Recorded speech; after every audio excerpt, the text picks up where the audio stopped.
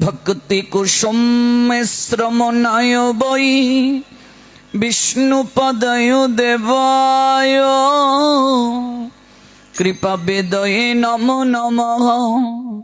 শ্রী গৌড় করুণামূর্তি কৃপা পূর্ণ কলেবর শ্রী ভক্তি কুসুম বন্দে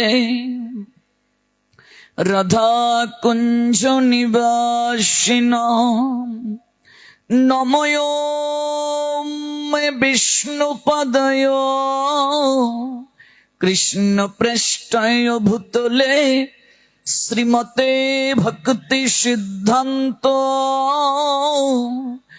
সরস্বতী নামিনে আনন্দ লীলাময় বিগ্রহায় হেমাবদিব্যৎসবি সুন্দরায় তস্मै মহাপ্রেম রস প্রদায় চৈতন্য চন্দ্রায় নমো নমস্তে। নমো নলিন নেত্রায় বেণুবাদ্য বিনোদিনে রাধাধর সুদাপান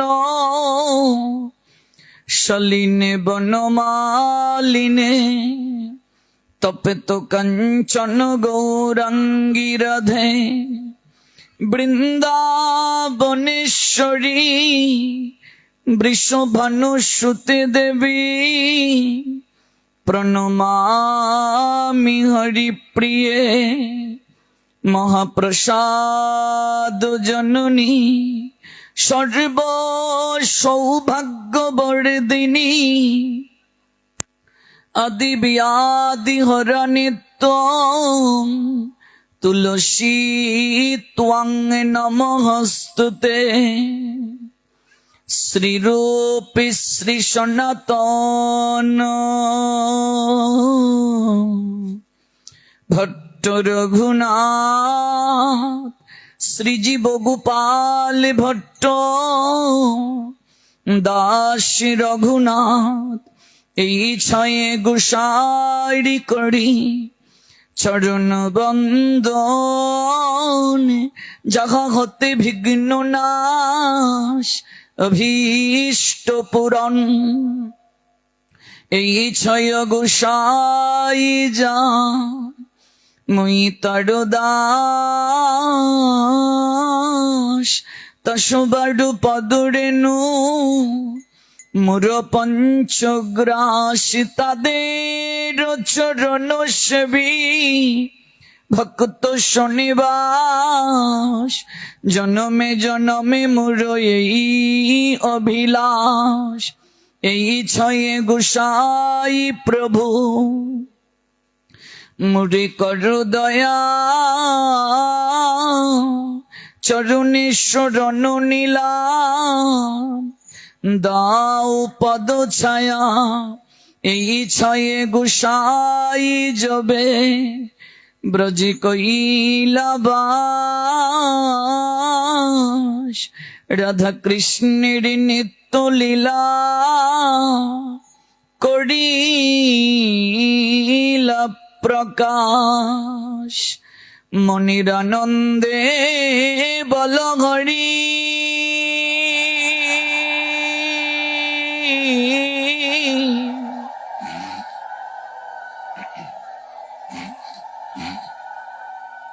ভজ বৃন্দাবন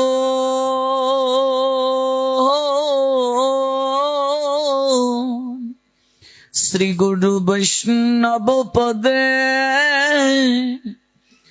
মজামন।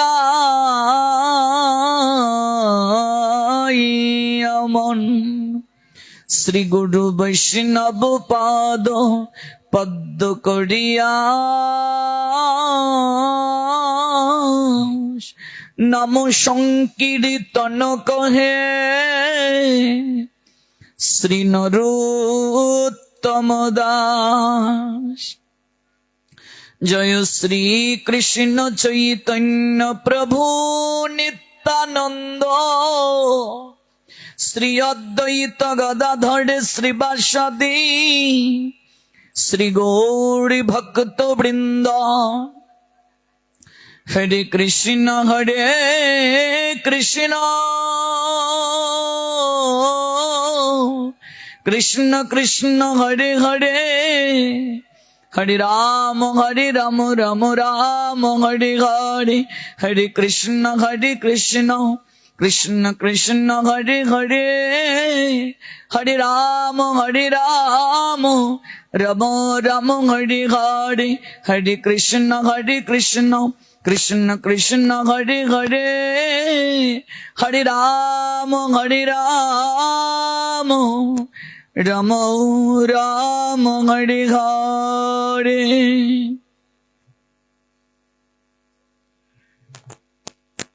কলিযুগ পাবন অবতারী পরম প্রেমময় প্রেম পুরুষোত্তম পরমেশ্বর ভগবান শ্রীকৃষ্ণ চৈতন্য মহাপ্রভুর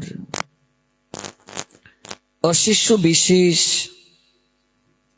মঙ্গল, অশেষ বিশেষ কল্যাণ প্রাপ্তির নৈকট্যে, প্রাপ্তির মনোরথে, প্রাপ্তির আকিঞ্চনে তারই কৃপা স্নাত হয়ে আমরা উপবেশন করেছি বাংলাদেশের গাজীপুর জেলা জয়দেবপুর উত্তর বিলাসপুরস্থ বণিক বাড়ি, এই অপ্রাকৃত যজ্ঞস্থলে, যার উদ্দেশ্যে এই আয়োজন পরলোকগত নিখিল রঞ্জন বণিক এবং পরলোকগত রবীন্দ্রচন্দ্র বণিক, যিনি ঠাকুর দাদা হন, ঠাকুরমা পরলোকগতা প্রতিভা রানী ভৌমিক, তাদের প্রেতস্ব আত্মার শান্তি কামনায় পরা শান্তির মনোরথে শ্রীমতী স্বীকৃতি দেবী বণিক এবং তার পরিবার পরিজন আত্মীয় স্বজন এই যজ্ঞ অনুষ্ঠানের মাধ্যমে আপনাদের নৈকট্যে কৃপা আশীর্বাদ ভিক্ষা চেয়েছেন। আমরাও সুযোগ পেয়ে গেলাম এই অপ্রাকৃত যজ্ঞস্থলে সাধু সঙ্গে ভগবানের অপ্রাকৃত কথামৃত আস্বাদন করার। এটি একটি বিশেষ প্রাপ্তি আমাদের জীবনে। অনুষ্ঠান মঞ্জুষায় আজকের এই বৃষ্টি স্নাত রজনীতে বহু দূর দূরান্ত থেকে যারা এসেছেন, আপনাদের প্রত্যেকের রাতুল আতুল চরণে আমি অভাজন বৈষ্ণব জ্ঞানে ভক্তিপূর্ণ প্রণাম নিবেদন করছি। এই অভাজনের প্রণতি স্বীকারপূর্বক আশীষ বর্ষণ করুন। সাধু সঙ্গে যেন রতি থাকে, মতি থাকে। গতকাল আমরা যে স্থলে ভগবানের কথার বিশ্রাম টেনেছিলাম, আজ সেখান থেকেই পুনরায় শ্রবণ করব। তৎপূর্বে একটি আনন্দ সংবাদ দিয়ে আমরা মূল প্রসঙ্গে অবগাহিত হব। ভক্তদের অহৈতুকী অনুরোধে এবং আয়োজনকারী ভক্তবৃন্দের সদিচ্ছায় শ্রী হরিপ্রিয় এই মধুসূদন মাসির মহেন্দ্র কোণে যে হরিবাসর তিথি আগামীকাল, সেই হরিবাসর তিথিতেও তারা আরো একদিন ভাগবত কথা বর্ধিত করেছেন। আপনারা নিশ্চয়ই অনেক আনন্দ পেয়েছেন। আপনাদের হাস্যোজ্জ্বল বদন, আপনাদের হরিধ্বনি উলুধ্বনি তার প্রমাণ দিয়েছে। আগামীকালও আমরা ভগবানের কথা শ্রবণ করার সুযোগ পাচ্ছি এবং আগামীকাল যারা আমাদের সঙ্গে রাত জাগরণ করতে ইচ্ছুক তারাও জাগরণে অংশ নিতে পারবেন। আমরা আগামীকাল তো হরিবাসরের মহিমা জানবই। তো গতকাল যে স্থলে ভগবানের কথার বিশ্রাম টেনেছি, আজ আমরা সেখান থেকেই পুনরায় শ্রবণ করব। আজ হতে 541 বৎসর পূর্বে আমাদের মধ্যে নেমে এসেছিলেন প্রেমঘন বিগ্রহের পরাকাষ্ঠা পূর্ণ রূপ। বাংলার কুলে, ভাগীরথীর কুলে, কীর্তন মাতুয়ারা নদিয়ায়, পূর্ণিমার সমুজ্জ্বল সন্ধ্যায়, শ্রী শ্রী শচী জগন্নাথের আনন্দমুখর আঙ্গিনায় শ্রীকৃষ্ণ চৈতন্য মহাপ্রভু।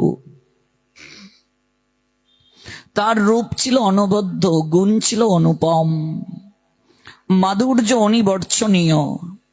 তার প্রতি আকৃষ্ট হন নাই সে যুগে এমন একটি মানুষও খুঁজে পাওয়া কঠিন।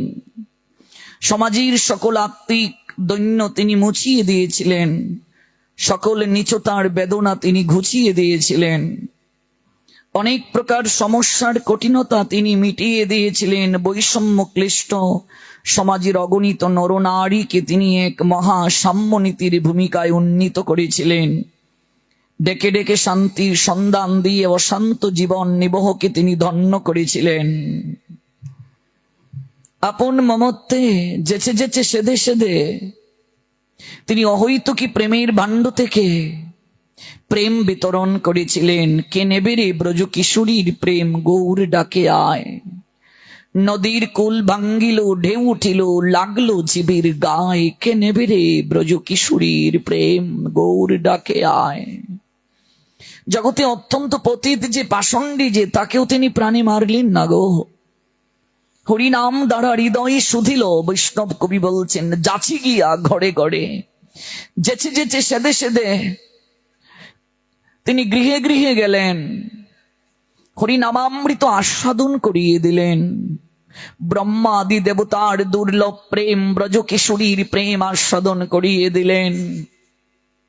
রাইভাবে বিভোর হয়ে 3 বাঞ্ছা হৃদয়ে লালন করে গোলকপতি আজ ভুলুকে নামলেন। মাটি মানুষের সঙ্গে একীভূত হলেন, একাকার করে দিলেন। এই প্রথম মর্তের মানুষ গোলকের ভগবানকে সচক্ষে যেন দর্শন করল। এমন করে একাকার হতে কোনো কালে কোনো যুগে কেউ দেখে নাই।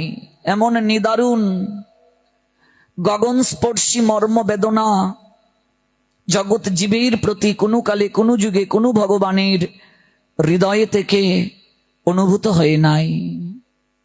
আমরা দেখেছি স্বয়ং ভগবান কেমন করে তার ভক্তকে কুলে তুলে নিয়ে, নিতর দেহটাকে কুলে তুলে নিয়ে নৃত্য করে, সযতনে স্নান করিয়ে, নিজের হাতে সমাধি দিয়ে, অতঃপর ভক্তের জন্য অনন্ত কোটি বিশ্ব ব্রহ্মাণ্ডের মালিক কেমন করে ভিক্ষুক সাজতে পারেন, দাঁড়ে দাঁড়ে গিয়ে উত্তরীয়টা পেতে ভিক্ষা চাইতে পারেন। আমরা এই কলিযুগে আমার গৌরাঙ্গ সুন্দর ব্যতীত, আমার শ্রীমন মহাপ্রভুকে ছাড়া আমরা আর কারো মাঝে আমরা দর্শন করিনি গো। এই জন্যই প্রেম ভক্তি মহারাজ নরোত্তম দাস ঠাকুর জানালেন, অবতার সার গোড়া অবতার। তারপর আরেকটা আক্ষেপ করলেন তিনি, ওরে মন কেন না বুঝিলি তারে, করি নিরেবাস গেল না পিয়াস, আপন করম দোষে। এমন পরম দয়ালির চরণ, তার সান্নিধ্য তুমি প্রাপ্ত হতে পারলে না। সত্যি কি তুমি মানুষ? যে কারণে তুমি মনুষ্য জীবন প্রাপ্ত হলে, দেব দুর্লভ জীবন বিচার করার ক্ষমতা পেলে, তোমার আকারটা কেবল মানুষের মতো। মানুষ আকার হইলে কি হয়, করহ ভূতের কাম, নহিলে বদনে কেন না বলো শ্রীকৃষ্ণ গোবিন্দ নাম। তোমার আকারটা কেবল মানুষের মতো। পাখিরে যে নাম লওয়াইলে লয়, সারি সুখবাদী কত, তুমি যে ইহাতে আলস্য করো হয়ে হয়ে কেমন মত। এই দুর্লভ মনুষ্য জীবন প্রাপ্ত হয়ে এই জীবনের পরম উদ্দেশ্য সম্বন্ধে যে অবগত হলো না, গৌর গোবিন্দ চরণে যার জীবন উৎসর্গ হলো না, ভজন জগতে যার পদার্পণ হলো না, সে সত্যিই দুর্ভাগা। তার মতো দুর্ভাগা জগতে আর কেউ নাই গো, তার মতো অভাবী জগতে আর কেউ নেই, তার মতো কাঙ্গাল জগতে আর কেউ নেই। যে কলি যুগে জন্ম নিয়ে গৌর চিনল না, গৌরকে জানল না। শাস্ত্র জানালেন, চারিবেদ স্বরদর্শন করি যদি অধ্যয়ন, সে যদি গৌরাঙ্গ নাহি ভজে। সকল শাস্ত্র সম্পর্কে পারঙ্গম, সকল শাস্ত্র কণ্ঠস্থ মুখস্থ, চারিবেদ স্বরদর্শন সকল কিছুতেই পারঙ্গম যে, কিন্তু সে যদি আমার গৌর না ভজন করে, গৌরকে যদি না জানে, চারিবেদ স্বরদর্শন করি যদি অধ্যয়ন, সে যদি গৌরাঙ্গ নাহি জানে, বৃথা তার অধ্যয়ন লোচন বিহীন জন, দর্পণে অন্ধে কিবা কাজে। বলছেন এত যে পড়াশোনা করলো সকল কিছুই তার বৃথা, বৃথা তার অধ্যয়ন। লোচন বিহীন জন, লোচন শব্দের অর্থ চোখ। বলছেন লোচন বিহীন জন, তার চোখ থেকেও সে অন্ধ। দর্পণে অন্ধে কিবা কাজে, একজন অন্ধ ব্যক্তির সম্মুখে যদি কেউ দর্পণ তুলে ধরে, আয়না যদি তুলে ধরে অন্ধ ব্যক্তির সম্মুখে, সে কি কখনো তার মুখচ্ছবি দর্শন করতে পারবে? চারিবেদ স্বরদর্শন করি যদি অধ্যয়ন, সে যদি গৌরাঙ্গ নাহি জানে, সে যদি গৌরাঙ্গ নাহি ভজে, গৌরকে যদি না জানে, গৌর ভজন যদি না করে, বৃথা তার অধ্যয়ন। এই যে এত পড়াশোনা করলো, এগুলো সব বৃথা। লোচন বিহীন জন, দর্পণে অন্ধে কিবা কাজে। অন্যদিকে বেদ বিদ্যা দুই কিছুই জানে না, সে যদি গৌরাঙ্গ জানে সার, যে আমরা কলিহত জীব, আমাদের জন্য গৌর ব্যতীত আর কেউ নাই, সে যদি গৌরকে সার রূপে গ্রহণ করতে পারে, নয়নানন্দ বনে সেই তো সকলই জানি, সর্বসিদ্ধি করতলে তার। নয়নানন্দ বনে সেই তো সকলই জানে, তার সব জানা হয়ে গেল। সর্বসিদ্ধি করতলে তার, সকল প্রকার সিদ্ধি তার চরণে লুটপুটি খায়। তাহলে অনুভব করুন, আমার গুড়া গুণা কখনো না যায়। আমি আমার গৌরহরির মহিমা কতটুকু বলবো গো, কত শত আনন, কত চতুর আনন, বরণিয়া ওর নাহি পায়। চতুর্মুখী ব্রহ্মা, সহস্রমুখী ব্রহ্মা, তারা পর্যন্ত বর্ণনা করে কুল পাচ্ছে না। আমি তার গুণ মহিমা আমি কি আস্বাদন করব গো? বরণিয়া ওর নাহি পায়, কুল কিনারা খুঁজে পাচ্ছে না। আমাদের পরম সৌভাগ্য, আমরা কলিযুগে জন্ম নিয়েছি। মহাজন বললেন, গৌর হরির কারণে কলিযুগ ধন্য হয়ে গেল। ধন্য ধন্য কলিযুগ, সর্বযুগ সার। কেন কলিযুগ ধন্য হলো? একমাত্র আমার শ্রীমান মহাপ্রভুর জন্য।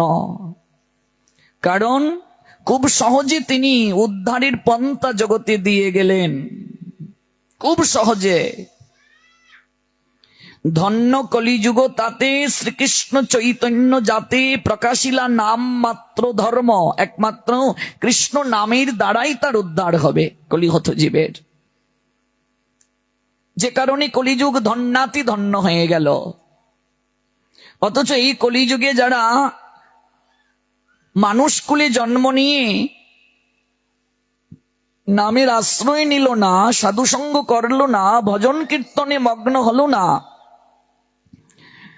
ওরা দুর্ভাগ্যের অধিকারী। প্রেমানন্দ আচার্য বললেন, ওরে মন ধিক্রে তোমায়, ধিক্কার দিচ্ছি তোমাকে, পাইয়া মনুষ্য জন্ম, না চিন্তিলে কৃষ্ণ কর্ম, বৃথা জন্ম গেল রে খেলায়। তোমার এই জন্মটা বৃথা চলে গেল। কতেক সুকৃতি ফলে মানুষ উত্তম কুলে, তাহাতে ভারতবর্ষে জন্ম। বহু জন্মের সুকৃতির কারণে আমরা মানুষ কুলে জন্ম নিয়েছি।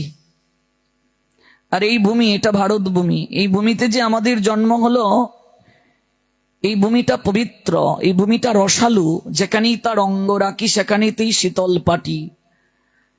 এখানে অঙ্গ বিছিয়ে দিলে শীতল পাটির নিয়ে নিদ্রা এসে যায়। এই ভূমিতে দেবতারা পর্যন্ত প্রার্থনা করেন ভগবানের কাছে জন্ম নিয়ে এই অহৈতুকী প্রেমরস আস্বাদন করার জন্য। প্রত্যেক যুগে যুগে ভগবান এই ভূমিতে এসেছেন, আর কোনো জায়গায় যান নাই। এই ভূমিতে প্রত্যেক যুগে যুগে ভগবান এসেছেন, এই ভূমিতে। ধন্য কলিযুগ তাতে শ্রীকৃষ্ণ চৈতন্য যাতে প্রকাশিলা নাম মাত্র ধর্ম। পায়ে ধরি ছাড়ু ভ্রম কিছু নাহি পরিশ্রম কৃষ্ণ কৃষ্ণ কহ অবিরাম। এ যুগে উদ্ধার প্রাপ্তি হতে গেলে এত পরিশ্রম নেই রে মা, কৃষ্ণ কৃষ্ণ কহ অবিরাম। বদনে কেবল কৃষ্ণ কৃষ্ণ বলো, কিবা ভুজনে কিবা শয়নে কিবা জাগরণে কৃষ্ণ কৃষ্ণ কহ কেবল। কৃষ্ণ কৃষ্ণ কহ অবিরাম কহ লক্ষ্য কথা আন তাহি না আলিস জ্ঞান। কি ভাব কি বুঝা কৃষ্ণ নাম। আমরা কত কথা বলি, কিন্তু আমাদের মাঝে অলসতা আসে না। এত কথা যে বলি, অলসতা আসে না।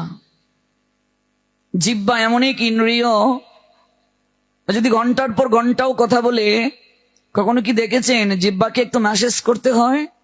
হ্যাঁ, কিন্তু আপনি কয়েক ঘন্টা হাঁটলেন, আপনার পা ব্যথা করছে, একটু ম্যাসেজ করে দিলে খুব ভালো লাগে, একটু মাসাজ করে দাও। কিন্তু জিহ্বা যদি ঘন্টার পর ঘন্টা কথা বলে, তার কি বিশ্রামের আবশ্যকতা আছে? নেই। তো কত কথা আমরা বলি, তখন আমাদের অলসতা নাই। যদি একটু কৃষ্ণ নাম করার কথা বলি, সেখানে অভিযোগ, অলসতা, অজুহাত। কেমন কত অজুহাত আমরা দেই। হিন্দুদের হাত হয়ে গেছে তিনটি, একটা বাম হাত, ডান হাত, আর একটা অজু হাত। এটি অনেক লম্বা, অনেক লম্বা এটি। যে মা একটু ভাগবতে যাবেন, কেউ কেউ এইভাবে উত্তর দেয়, দেখি যদি পারি চেষ্টা করব। মানে উনি এসে যেন আমায় উদ্ধার করবেন। কেমন উত্তরটা যেভাবে দিচ্ছেন, মনে হচ্ছে উনি এসে আমায় উদ্ধার করবেন। যদি আপনাকে কেউ বলে যে মাতাজি ভাগবত চলছে যাবেন, যদি আপনি বলেন চেষ্টা করব, তাতেও আপনার অপরাধ হয়ে গেল। আপনি চেষ্টা করবেন কি? এই মনুষ্য জীবন প্রাপ্তই হয়েছেন আপনি গোবিন্দ ভজন করার জন্য। কাজেই ওই যে বাক্যটা আপনি উচ্চারণ করলেন, তাতেও আপনার অহংকার প্রকাশ পেল। তাহলে আপনার উত্তরটা হবে যে গোবিন্দের কৃপায় যা অবশ্যই যাব, আশীর্বাদ করবেন, কৃপা করবেন যেন যেতে পারি। উত্তরটা এইভাবে হবে, দেখি যদি পারি চেষ্টা করব। মানে উনি এসে উদ্ধার করবেন, তিনি না আসলে অপূর্ণ থাকবে। যারা অজ্ঞানতার অন্ধকারে আছেন, তাদের কথাবার্তা এভাবেই প্রকাশ পায়। তাই জন্য দেখুন যে আমাদের অলসতাটা কেবল কৃষ্ণ নামে। কহ লক্ষ্য কথান তাহিনা আলিস জ্ঞান। কি ভাব কি বুঝা কৃষ্ণ নাম। কেমন এখনো দায়িত্ব শেষ হয়নি বাবা, একটু চেষ্টা করি। এক মাসিমাকে বলেছিলাম, মাসিমা সপ্তাহে একটাবার শুক্রবার একটু গীতা পাঠ হয় মন্দিরে, একটু তো আসতে পারো, 2 ঘন্টা সময় কেবল। সবসময়ই তো পরিবারকে সময় দিচ্ছ। মাসিমা বলে উঠলেন, বাবারে ফাল্গুনে আমার ছেলেটার বিয়ে, দায়িত্বটা শেষ করি নেই, তারপর দেখবে একদিনও আর মিস হবে না, তোদের সঙ্গেই থাকবো। হ্যাঁ, বললাম মাসিমা দায়িত্ব কি আর শেষ হয়? মরার আগেও দায়িত্ব শেষ হবে না, দায়িত্ব মরার আগেও শেষ হবে না। তো আচ্ছা, দায়িত্ব শেষ করে আসো। ফাল্গুনে ছেলেকে ঘটা করে বিয়ে দিলেন, জ্যৈষ্ঠে আবার দেখা। কি গো, ছেলেকে তো ঘটা করে বিয়ে দিলে, হ্যাঁ? ছেলেকে বিয়ে দেওয়ার পরে একদিনও তো আর গীতা পাঠে আসতে দেখলাম না। মাসিমাকে দেখে দিয়ে বলছেন, বাবারে ইচ্ছে ছিল শাশুড়ি হব, নতুন বউ হয়ে গেলাম। নতুন বউ হয়ে গেছেন তিনি এখন। বৌমা স্কুলে যায়, তাকে রান্না করে আবার দুপুরে টিফিনটা দিয়ে দিতে হয়। সারাদিন ডিউটি করে বৌমা সন্ধ্যার দিকে ফিরে ক্লান্ত হয়ে যায়। তিনি সাহস পাচ্ছেন না বৌমাকে বলতে যে একটু রান্নাটা বসাও। আমি বললাম, মাসিমা এখন তো চাকরানি, আর কদিন পর আরো আরো দায়িত্ব বাড়বে। হ্যাঁ, মনে রাখবে 30-এর পরের জীবন গাধার জীবন। কিসের জীবন? গাধা। এখানে আমরা অনেকেই গাধার জীবনে আছি। 30 থেকে 50 বয়স পর্যন্ত শাস্ত্র বলছে গাধার জীবন। গাধা গাধা যেমন বোঝা বহন করে, বিয়ে করলে স্ত্রীর ভার বহন করলে, প্রথমে গাধা হয়ে আগে বউয়ের ভার বহন করলে, তারপর সন্তানের ভার বহন করলে, গাধা যেমন বহন করে ওই গাধা হয়ে বোঝা বহন করলে। বিবাহ শব্দের অর্থ কি? বিশেষ ভাবে ভার বহন করা, ব্যাকরণগত অর্থ। তো ভার বহন করে কে? গাধা। বিবাহ শব্দের অর্থ হলো বিশেষ ভাবে ভার বহন করা। কার ভার? স্বামী স্ত্রীর ভার বহন করছে, স্ত্রী স্বামীর ভার বহন করছে। তারপর সন্তানের ভার। 50 বছর বয়স পর্যন্ত গাধার জীবন। 50-এর পরের জীবন হলো, ভালো করে জেনে যান, বানরের জীবন। কিসের জীবন? বানরের জীবন। বানরের জীবনটা কিভাবে? বানর যেমন গাছের ডালে দেখবে ঝুলে থাকে, দেখেছেন তো? হ্যাঁ, ঝুলে থাকে, গাছের ডালে ঝুলে থাকে বানর। তো 50-এর পরের জীবন বানরের জীবন কিভাবে? যদি 4 ছেলে থাকে তাহলে এক ছেলের বাসায় 10 দিন, আরেক ছেলের বাসায় 15 দিন, আরেক ছেলের বাসায় 9 দিন, আরেক ছেলের বাসায়, ছোট বৌমা বলছে তার ছেলেকে, তোমাকে তোমার মায় পেটে রাখছে, এটা তোমার মনে হয় না? তোমার মনে হয় ফাইয়াই আনছে। হ্যাঁ, এই যে মনাডারে লইয়া এত কষ্ট করি, তাই কি তা চৌকে দেখুন না? তাইনের কাজটা কি তা এখন? হ্যাঁ, বাসা তাইয়া সিরিয়াল দেখতা, হ্যাঁ, আর একটু নাতিডারে লইয়া খেলা, বান্দর যাবে খেলা দেখায়, একটু খেলা খেলা করতো, তাই কামটা কি তা?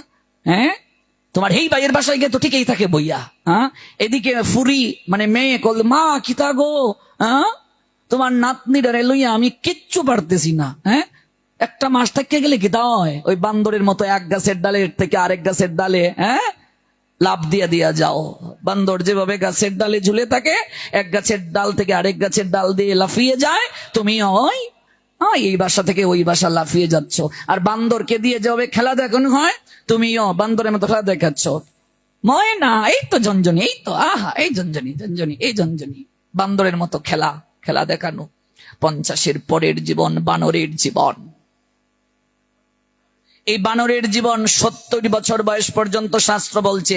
এরপরের জন্মটা কুকুরের জন্ম। কুকুর যেমন পাহারাদার, তুমিও পাহারাদার। বুঝতে পেরেছ? কি গো শ্যামানন্দের বাবা, পাঠে যাবা না? কি করে যাইতাম, বাড়ি দেখাইলে বাসা, দেশের দিন কাল বালানা, বৌমাও ছুটিতে, হ্যাঁ, বেড়াইতে গেছে, কেউ নাই, হ্যাঁ, কুকুরের মতো বাসায় বসে পাহারা দিচ্ছে, ভালো করে চুকেও দেখে না। হ্যাঁ, কিরে কে যাচ্ছিস? জেঠা বাবু, আমি রাধাকান্ত। কই যাস? বণিক বাড়ি, একটু পাঠে যাইতেছি। ও, যাওয়ানের ইচ্ছাটা আসলো রে, 3 দিন ব্যাপী পাঠ শুনলাম, আজকে লাস্ট।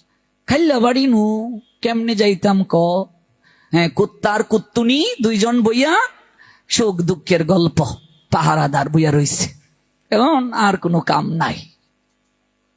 হ্যাঁ, কুকুর আর কুকুরি বসে রয়েছে, পাহারাদার তারা, চৌকেও দেখে না ভালো কইরা, দাঁতও পইরা গেছে। হ্যাঁ, এখন আর কই যাইব?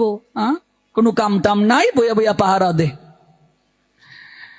ছোটবেলা 3 ছেলে থাকলে ওরা ঝগড়া করেছে, মা আমার, আমার মা, আমার মা, আমি মায়ের কাছে ঘুমাবো, আমি মায়ের কাছে ঘুমাবো, আমি মায়ের কাছে ঘুমাবো, আমার মা, আমার মা, আমার মা। 3 ছেলে ঝগড়া করছে। আর যখন কুকুর আর কুকুরির সময়, হ্যাঁ, রথ অচল হয়ে গেছে, 3 ছেলে ঝগড়া করে, তোর মা, তোর মা, তোর মা। হ্যাঁ, ছোটবেলা বলছে আমার মা, আর এখন কয় তোর মা। বৌমা চিৎকার করে বলতেছে, হ্যাঁ মা কি তোমার একলা? তুমি একলা কেন দায়িত্ব পালন করতে হয়? বেটির রথ গেছে গা ফইরা, হ্যাঁ, বাসা তাই না, আমরার পক্ষে সম্ভব না সামলানো, তোমার আরেক বাইরে কও। হ্যাঁ, তার বাসায় যাইবো, আমার বাসা কেন আইতো? হ্যাঁ, ছোটবেলা ঝগড়া করেছে 3 ভাই, আমার মা আমার মা আমার মা, আমি মার কাছে শুভ, আমি মার কাছে শুভ। আর এখন যৌবন শেষ, রত চল, কেউ আর ভালোবাসে না। 3 ছেলে ঝগড়া করে, তোর মা তোর মা তোর মা তোর মা। কবে হুঁশ হবে? হুঁশ কবে হবে? একবার অনুভব করেছেন? চিন্তা করুন একবার, হুঁশ কবে হবে? একেশ পাকিবে, দন্ত নড়িবে, সম্বল হবে তোমার লাঠি, আর পুত্র পরিজন সকলে বলবে জঞ্জাল মরলেই বাসি। কাদের জন্য এত কিছু করো? মহাজন এই জন্য বললেন, মনরে কৃপণ দুরজন চপল সুখ লব লাগিরে। যাদের জন্য এত খাটছ ওরা কৃপণ, ওরা দুর্জন। যতদিন তোমার যৌবন শক্তি থাকবে সবাই তোমায় ভালোবাসবে। যতদিন করে জন ধন উপার্জন, ততদিন বসে থাকে নিজ পরিজন। পরে যখন বৃদ্ধকালে জীর্ণ হয়ে দেহ দেখেও জিজ্ঞেস করে না কেহ। যতদিন সংসারে খাটতে পারবে, অর্থবিত্ত দিতে পারবে, এই শরীরটাকে খাটাতে পারবে, সবাই তোমায় ভালোবাসবে। হ্যাঁ, শাশুড়ি শরীরে শক্তি আছে, পরিশ্রম করতে পারে, সব বৌমারা দেখবে মা আমাদের সঙ্গে থাকবে, আমাদের সঙ্গে থাকবে, আমাদের সঙ্গে থাকবে। আর যদি বৃদ্ধ হয়ে যায়, কেউ রাখতে চায় না, কেউ দায়িত্ব পালন করতে চায় না। মারে সংসার কত বিচিত্র বুঝতে পারবে যদি 3টা দিন বিছানায় পড়ে যাও, বুঝবে সংসার কত বিচিত্র। তাই সময় থাকতে নিজের চিন্তা করো। রত্নাকর দস্যুর পাপ তার মাও নেইনি, বাবাও নেইনি, তার বউও নেইনি। তোমার পাপ কি করে নেবে? তোমার পুণ্যও কেউ নেবে না, পাপও নেবে না। এই জন্য সংসারে স্ত্রী পুত্র কন্যা পরিবার পরিজন সবার প্রতি কেবল দায়িত্ব পালন করবে, কিন্তু এই হৃদয়ের ভালোবাসাটা আর কারো জন্য নয়, একমাত্র শ্রী গোবিন্দের জন্য। সংসারে সবার প্রতি দায়িত্ব পালন করবে, কিন্তু এই মনটা কাউকে দিবে না। এই মনটা কেবল মদন মোহন গোবিন্দ ছাড়া আর কাউকে দেবে না রে মা। সবার প্রতি দায়িত্ব পালন করবে, কর্তব্য পালন করবে, কিন্তু এই মন কাউকে দেবে না। এই মনটা কেবল গোবিন্দের জন্য, আর কারো জন্য নয়। তাই একটু নিজের জন্য কিছু করো, যা তোমার সঙ্গে যাবে। দায়িত্ব মরার আগেও শেষ হবে না, কর্তব্য মরার আগেও শেষ হবে না। সংসারের দায়িত্বও পালন করতে হবে, ভগবানকেও ডাকতে হবে। কর্তব্যও পালন করতে হবে, ভগবানকেও ভালোবাসতে হবে। পাকাল মাছের মতো থাকতে হবে। পাকাল মাছ চিনো মা? বাইম মাছ চিনো? প্যাকের মাঝি তাকে এক বিন্দু প্যাক গায়ে লাগে। হ্যাঁ, সংসারে যদি কেউ এমন ভাবে থাকতে পারে, সংসারে থাকবে এমন ভাবে, আছি থাকলেও নেই, না থাকলেও নেই। সংসারে থাকবো, কিন্তু সংসারের ওই বিষয়ে বাসনার কাদা গায়ে মাখা যাবে না। যেখানেই সাধু সঙ্গের পরিবেশ আয়োজন, ছুটে চলে যাব। এখন শরীরে একটু শক্তি আছে, এখনই যাও না। এখনই তো নিচে বসতে পারো না, টুল নিয়ে যেতে হয়, মুড়া নিয়ে যেতে হয়, নিচে বসতে কষ্ট হয়। আর বয়স বেড়ে গেলে তো আর পারবেই না। হ্যাঁ, এই জন্য যৌবন থাকতে ভজন করতে হয়। বুদ্ধিমান যারা, ওরা যৌবনে ভজন সম্পদ সঞ্চয় করে রাখে। আর মূর্খ যারা, ওরা যৌবনটাকে উশৃঙ্খল ভাবে উপভোগ করে বৃদ্ধকালে যন্ত্রণায় কাতরায়, তখন আর কিছু করার থাকে না। শ্রীমান মহাপ্রভুর এই অহৈতুকী যে লীলা উপদেশ, এই উপদেশ থেকে আমরা অনুভব করতে পারবো, পায়ে দড়ি ছাড়ো ব্রম, কিছু নাই পরিশ্রম, কৃষ্ণ কৃষ্ণ কহ বিরাম, কহ লক্ষ্য কথা আন, তাহে না আলিশ জ্ঞান, কি ভাব কি বুঝা কৃষ্ণ নাম, এ যদি না শুনোবাই তবে আর গতি নাই, হেন জন্ম না হইবে আর, কহে প্রেমানন্দ এবে, না ভজ শ্রীকৃষ্ণ তবে, কুটিকল্পে তোমার নাহি কো নিস্তার। এই কলিযুগে জন্ম নিয়ে যারা কৃষ্ণ ভজন করলো না, আর তাদের এই মানুষ জন্ম হবে কিনা কোনো আর নিশ্চয়তা নেই। এই জন্য ভজনে মনোনিবেশ করতে হবে। আসুন এবার সেই ভজন উপদেশ অমৃত আমরা শ্রবণ করি। শ্রবণ করছি আমরা চৈতন্য চরিতামৃত থেকে। অন্তলীলার একাদশ পরিচ্ছেদ। কেউ যদি সর্বতোভাবে সকল কিছু ভগবানের চরণে সমর্পণ করে দেয়, ভগবান তার সকল দায়িত্ব গ্রহণ করেন, তার ভার বহন করেন। এজন্যই হরিদাস ঠাকুর তিনি কি ভোজন করবেন এটা তার চিন্তা করতে হচ্ছে না। মহাপ্রভু গোবিন্দ দাসকে আদেশ দিয়েছেন, গোবিন্দ তুমি প্রতিদিন হরিদাসীর জন্য প্রসাদ নিয়ে যাবে। হরিদাস 3 লক্ষ হরিনাম করেন, যদি তিনি ভিক্ষায় বের হন তাহলে সময় পাবেন কখন? নাম সংখ্যা তো পূর্ণ হবে না। তাই বললেন তুমি প্রতিদিন গোবিন্দ নিয়ে যাবে। কি নিয়ে যাবে? হরিদাসীর জন্য প্রসাদ নিয়ে যাবে।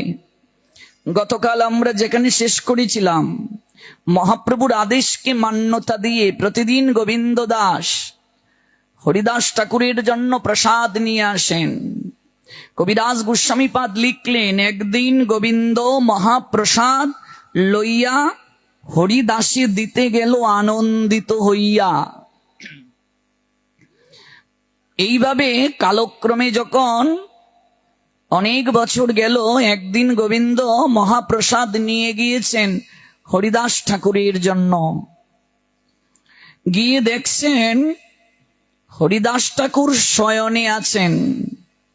দেখে হরিদাস ঠাকুর করিয়াছেন শয়ন, মন্দ মন্দ করিতেছেন শঙ্কা সংকীর্তন। গিয়ে দেখছেন হরিদাস ঠাকুর শয়নে আছেন, বিছানায় শুয়ে আছেন, আর মন্দ মন্দ অর্থাৎ ধীরে ধীরে হরিনাম করছেন। গোবিন্দ দাসের মনে প্রশ্ন জাগলো যে হরিদাস তো কোনোদিন শয়ন করে হরিনাম করেন না, আসনে বসে তিনি হরিনাম করেন। এই যে 3 লক্ষ হরিনাম করতেন আসনে বসে হরিনাম, কিন্তু আজ শয়ন করছেন, শয়ন করে মন্দ মন্দ শঙ্কা সংকীর্তন করছেন। কারণটা কি? এখানে দেখুন লেখা আছে শঙ্কা সংকীর্তন, নির্ধারিত সংখ্যক হরিনাম। আপনাকে শঙ্কা করেই হরিনাম করতে হবে, শঙ্কা করে হরিনাম করতে হবে। অনেকেই বলে নাম শঙ্কা নয়, নাম অজপা। এটা সাধারণ মানুষের জন্য নয়। নাম করতে করতে মানুষ যখন বিভোর হয়ে যায়, নাম করতে করতে যখন ভাবের আবেশে আবেশিত হয়ে যায়, নামময় হয়ে যায়, তখন ভেতর থেকে তার নাম হয়। সে বসে আছে, ভেতরে ভেতরে নাম হচ্ছে, কিন্তু এটি প্রাথমিক স্তরের ভক্তদের জন্য নয়। হরিদাস ঠাকুর শঙ্কা কীর্তন করতেন, 3 লক্ষ হরিনাম তিনি প্রতিদিন করতেন। 3 লক্ষ হরিনাম সম্পূর্ণ না করে তিনি আহারও করতেন না, কারো সঙ্গে কথাও বলতেন না। এমনকি এক বেশ্যা লক্ষ হীরা রামচন্দ্রকা তাকে পাঠিয়েছিল হরিদাসকে পরীক্ষা করার জন্য। এই লীলা হলো যৌবনে, নাম সংখ্যা পূরণ হয়নি বলে তিনি তার সঙ্গে কথা বলেননি। আজকাল আমরা যেভাবে হরিনাম করছি মা, আমরা যেভাবে জপ করছি, এই জপের দ্বারা নাম আবাস হচ্ছে কিন্তু নাম করা হচ্ছে না। ভালো করে লক্ষ্য করুন কথাটা। আজকাল জপমালা গলায় ঝুলিয়ে রাস্তায় হাঁটা একটা ফ্যাশন হয়ে গিয়েছে। ফ্যাশন এটা। জপমালা হাতে নিয়ে হরে কৃষ্ণ কৃষ্ণ কৃষ্ণ হরে হরে। বেগুনের কেজি কত দাদা? হরে রাম রাম। একটু কমিয়ে রাখা যায় না? হরে কৃষ্ণ কৃষ্ণ কৃষ্ণ। না না না না, এ তো দামে কি করে নেই? হরে কৃষ্ণ কৃষ্ণ। না না না না না না না, এই বেগুনটা চলছে হরিনাম। এটি নাম নয়, নাম আবাস কেবল হচ্ছে। নাম আবাসে অনন্তকালেও কৃষ্ণ প্রেম লাভ সম্ভব নয়। আজকাল চারিদিকে তাই চলছে গো। কিন্তু চৈতন্য ভাগবত আমরা হরিনাম করব কিভাবে তার একটা সিদ্ধান্ত দিয়েছেন। শ্রীমান মহাপ্রভু দেখালেন হরিনাম যখন করব আপনি 1 মালাই করুন, কিন্তু নিষ্ঠা সহকারে করুন। তুলসীকে পাশে রেখে আসনে বসে করুন। শঙ্কা নাম করিতে প্রভু যে স্থানেতে বইসে, তথায় রাখেন প্রভু তুলসীরে পাশে। তুলসীরে দেখেন প্রভু জপেন শঙ্কা নাম, এই ভক্তি যুগের তত্ত্বকে বুঝিবে আন। আগে শান্ত হয়ে বসো, তাহলে শান্তি পাবে। শান্তি নেই কেন আমাদের জীবনে? আমরা তো শান্ত নই। বুকে হাত দিয়ে বলুন তো, এখানে যারা আছি, আপনি 24 ঘন্টার মাঝে আপনার ঘরে যে ঠাকুরঘর আছে, কত মিনিট আপনি সেখানে বসেন? বুকে হাত দিয়ে বলুন, আমাকে বলতে হবে না, আপনার মনকে বলুন, কত মিনিট আপনি বসেন, কত ঘন্টা বসেন? শান্তি পাবেন কি করে? আপনার মন অশান্ত, উশৃঙ্খল কেন? আপনি কি অভ্যাস যুগ অবলম্বন করেন? কতক্ষণ আপনি বসেন? এখন নিচে বসতে পারেন, এখনই বসেন না, কদিন পর তো আপনি নিচুই হতে পারবেন না। তাহলে আপনার অবস্থাটা কি হবে বলুন তো? কাঁচায় না নোয়াইলে বাঁশ, পাকলে করে ঠাস ঠাস।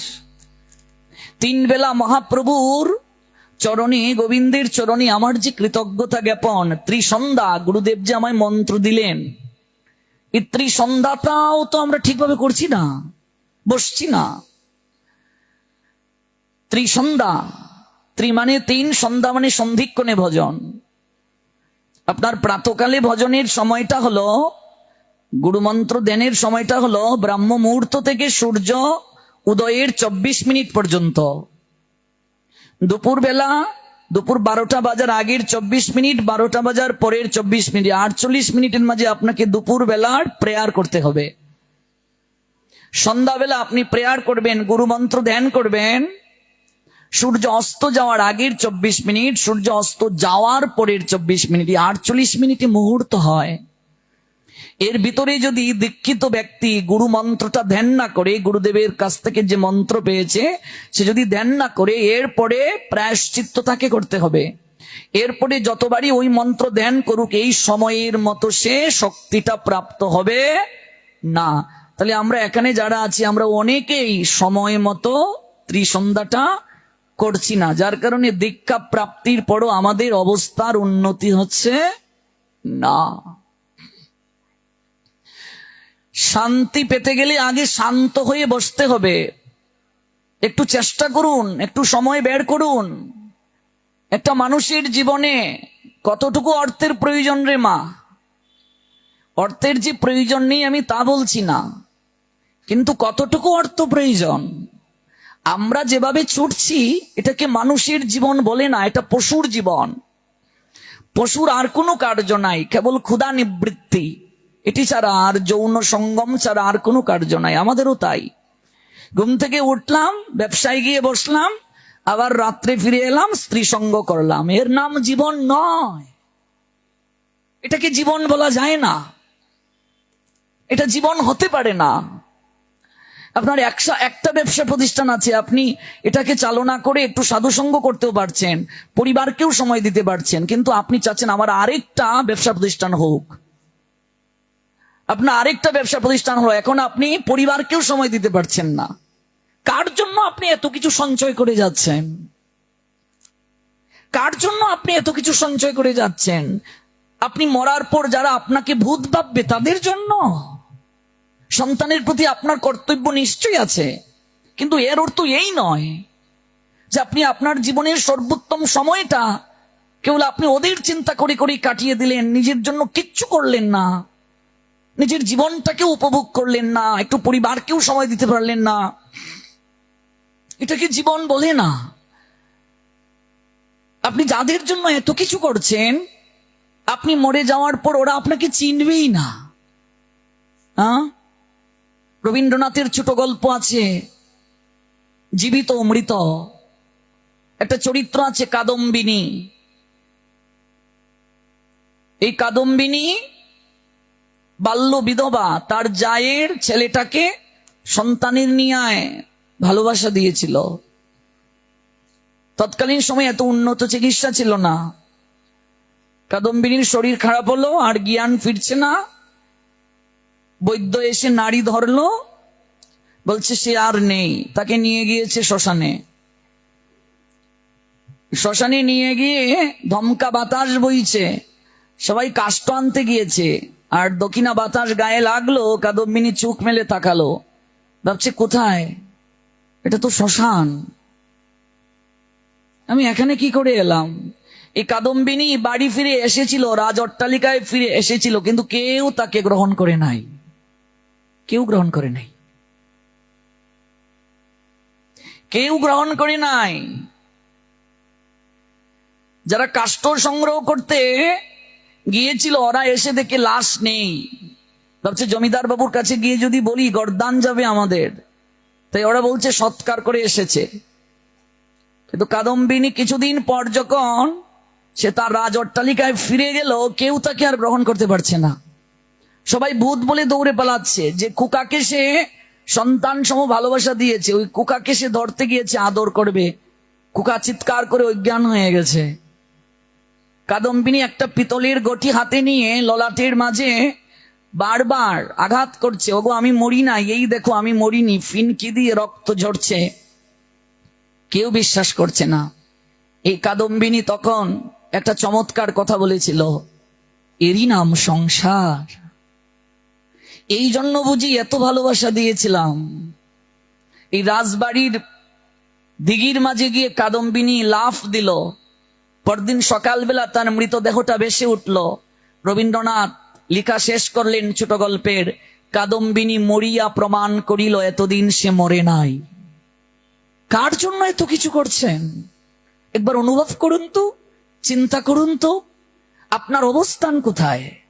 যার সঙ্গে আপনার এত সম্বন্ধ, তার সঙ্গে আপনার অবস্থানটা তখন কোথায় থাকবে? শরৎচন্দ্রের একটা ছোট গল্প আছে, 30 বছরের দাম্পত্য জীবন। অমাবস্যার রাতে স্বামী মারা গেলেন, স্ত্রী কান্নাকাটি করছে, ওগো তুমি আমায় ছেড়ে কোথায় গেলে গো, তোমায় ছাড়া আমি কি করে থাকবো, সন্তানাদি নাই। পাড়া প্রতিবেশী বলছে আর কত কাঁদবে, আমরাও তো গিয়ে সান্ত্বনা দিই, লাশের পাশে একটু থাকো, আমরা লাকড়ির ব্যবস্থা করতে যাই।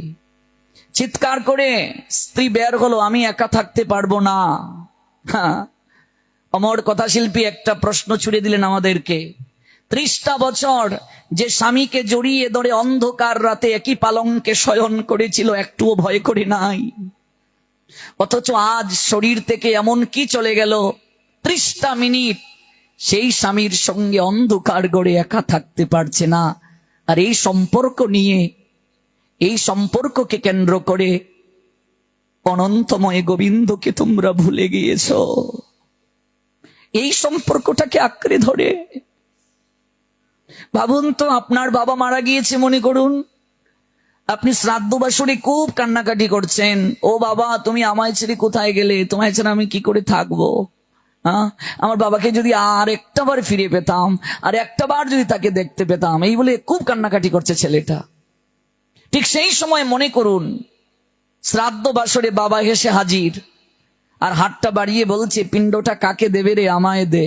বলুন তো সেই ছেলে কি বাবাকে জড়িয়ে ধরে কাঁদবে না দৌড়ে পালাবে? একেবারে সত্যি কথাটা বলুন তো, বলুন তো কি করবে? যে পুরোহিত ঠাকুরদা মন্ত্র পড়ছিল, সে মন্ত্র পড়তে পারবে না, অজ্ঞান হয়ে পড়ে যাবে বা দৌড় দেবে? বলুন তো। তাহলে একটু আগে যে বাবার জন্য ছেলেটা কান্নাকাটি করলো, এই কান্নাটা রিয়েল ছিল না ফেক ছিল? বলুন তো, কথা বলুন। তার এই কান্নাটা কি রিয়েল না ফেক? যদি রিয়েল হতো, প্রকৃত যদি হতো, যার জন্য কান্না করছে সেই লোকটাই তো ফিরে এলো, সেই লোকটাই তো হস্ত প্রসারিত করে ছেলেটাকে আঁকড়ে জড়িয়ে ধরতে চাইছে। কেন ছেলেটা যেতে পারছে না, কেন দৌড়ে পালাচ্ছে? তার বাবাই তো দাঁড়িয়ে আছে। এটা রিয়েল নয়, এই রিলেশনটা রিয়েল নয়, এটা ফেক রিলেশন। যত শীঘ্র আপনি বুঝবেন, আপনি অজ্ঞানতা থেকে বের হয়ে আসতে পারবেন। এটা বুঝতে পারছি না বলেই আমরা অজ্ঞ, এটা আমরা অনুভব করতে পারছি না বলেই আমরা অজ্ঞান জীব। যারা বুঝতে পেরেছে ওদের বন্ধন মুক্ত হয়ে গেছে।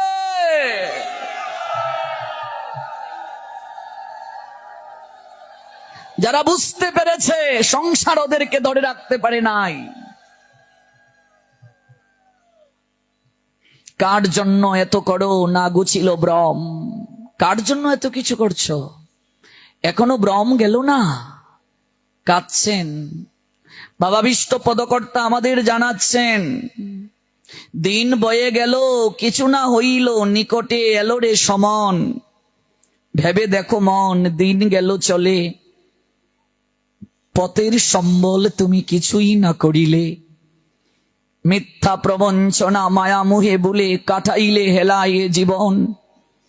যাদের লাগি এত কররে মন, এত কুমন্ত্রণা, সেদিনে তারা কেহই তোমার সঙ্গে যাবে না। ভাই বন্ধু দ্বারা পুত্র পরিবার স্বার্থ সাধন লাগি সকলই তোমার। স্বার্থে হানি হলে সকলই তোমারে, কদর তো না তারা দেয় অনুক্ষণ। মনরে মানব জীবন সকল জন্ম সার, হেলায়া হারাইও না হয় কিনার। সাধু সঙ্গ করো কুসঙ্গ তেজিয়ে, কৃষ্ণ পদে মন করো সমর্পণ। বিষয়ে মজিয়ে মায়ায় বদ্ধ হয়ে, আমার আমার করো কৃষ্ণ না ভজিয়ে। কৃষ্ণ ভজনের পথে মন হও অগ্রসর, তেজিয়া অনিত্য সব ধনজন।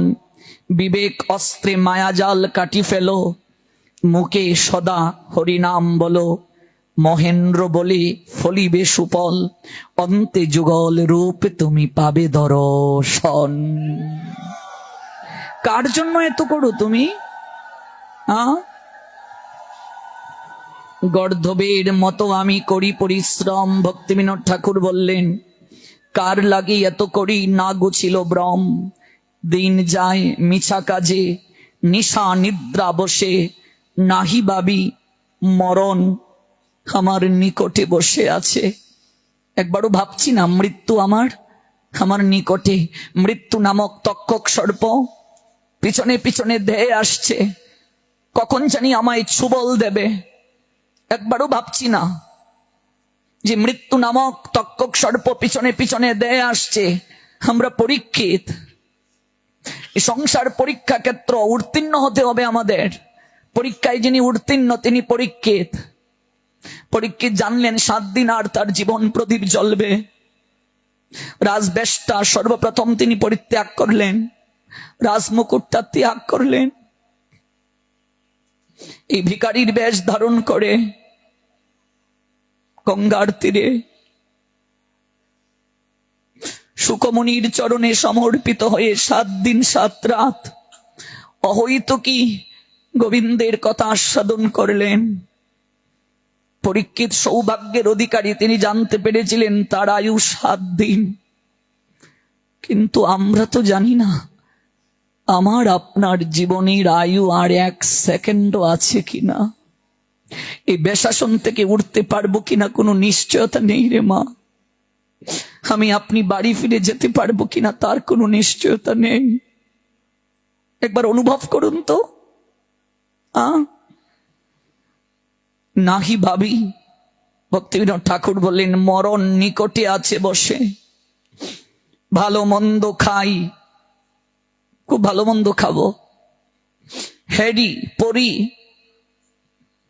ভালো মন্দ খাচ্ছি। হেরি মানে হরণ করা, আবার হেরি মানে দর্শন করা। একটাই হৃদয় মাঝে চিন্তা যে ভালো জায়গায় যাব, ঘুরবো, অনেক কিছু দেখবো। পড়ি, অনেক ভালো ভালো কাপড় পরবো। চিন্তাহীন, কোনো চিন্তা নাই। শরীর যে আমার একটু একটু করে অবশ হয়ে যাচ্ছে, এই চিন্তাটা নাই। যৌবন ধরে রাখার কত চিন্তা করি, আরে। কিন্তু একবারও চিন্তা করছি না, নাহি ভাবি এই দেহ ছাড়িব কোন দিন। কবে আমার এই দেহটা ছাড়বো? দেহ গেহ কলত্রাদি চিন্তা অবিরত জাগিছে হৃদয়ে, মোড় বুদ্ধি করি হত। হায় হায় নাহি ভাবি অনিত্য এই সব, জীবন বিগতে কোথা রহিবে বৈভব। শ্মশানে শরীর মম পড়িয়া রহিবে, বিহঙ্গ পতঙ্গ তাই বিহার করিবে। আমি যদি মরে যাই,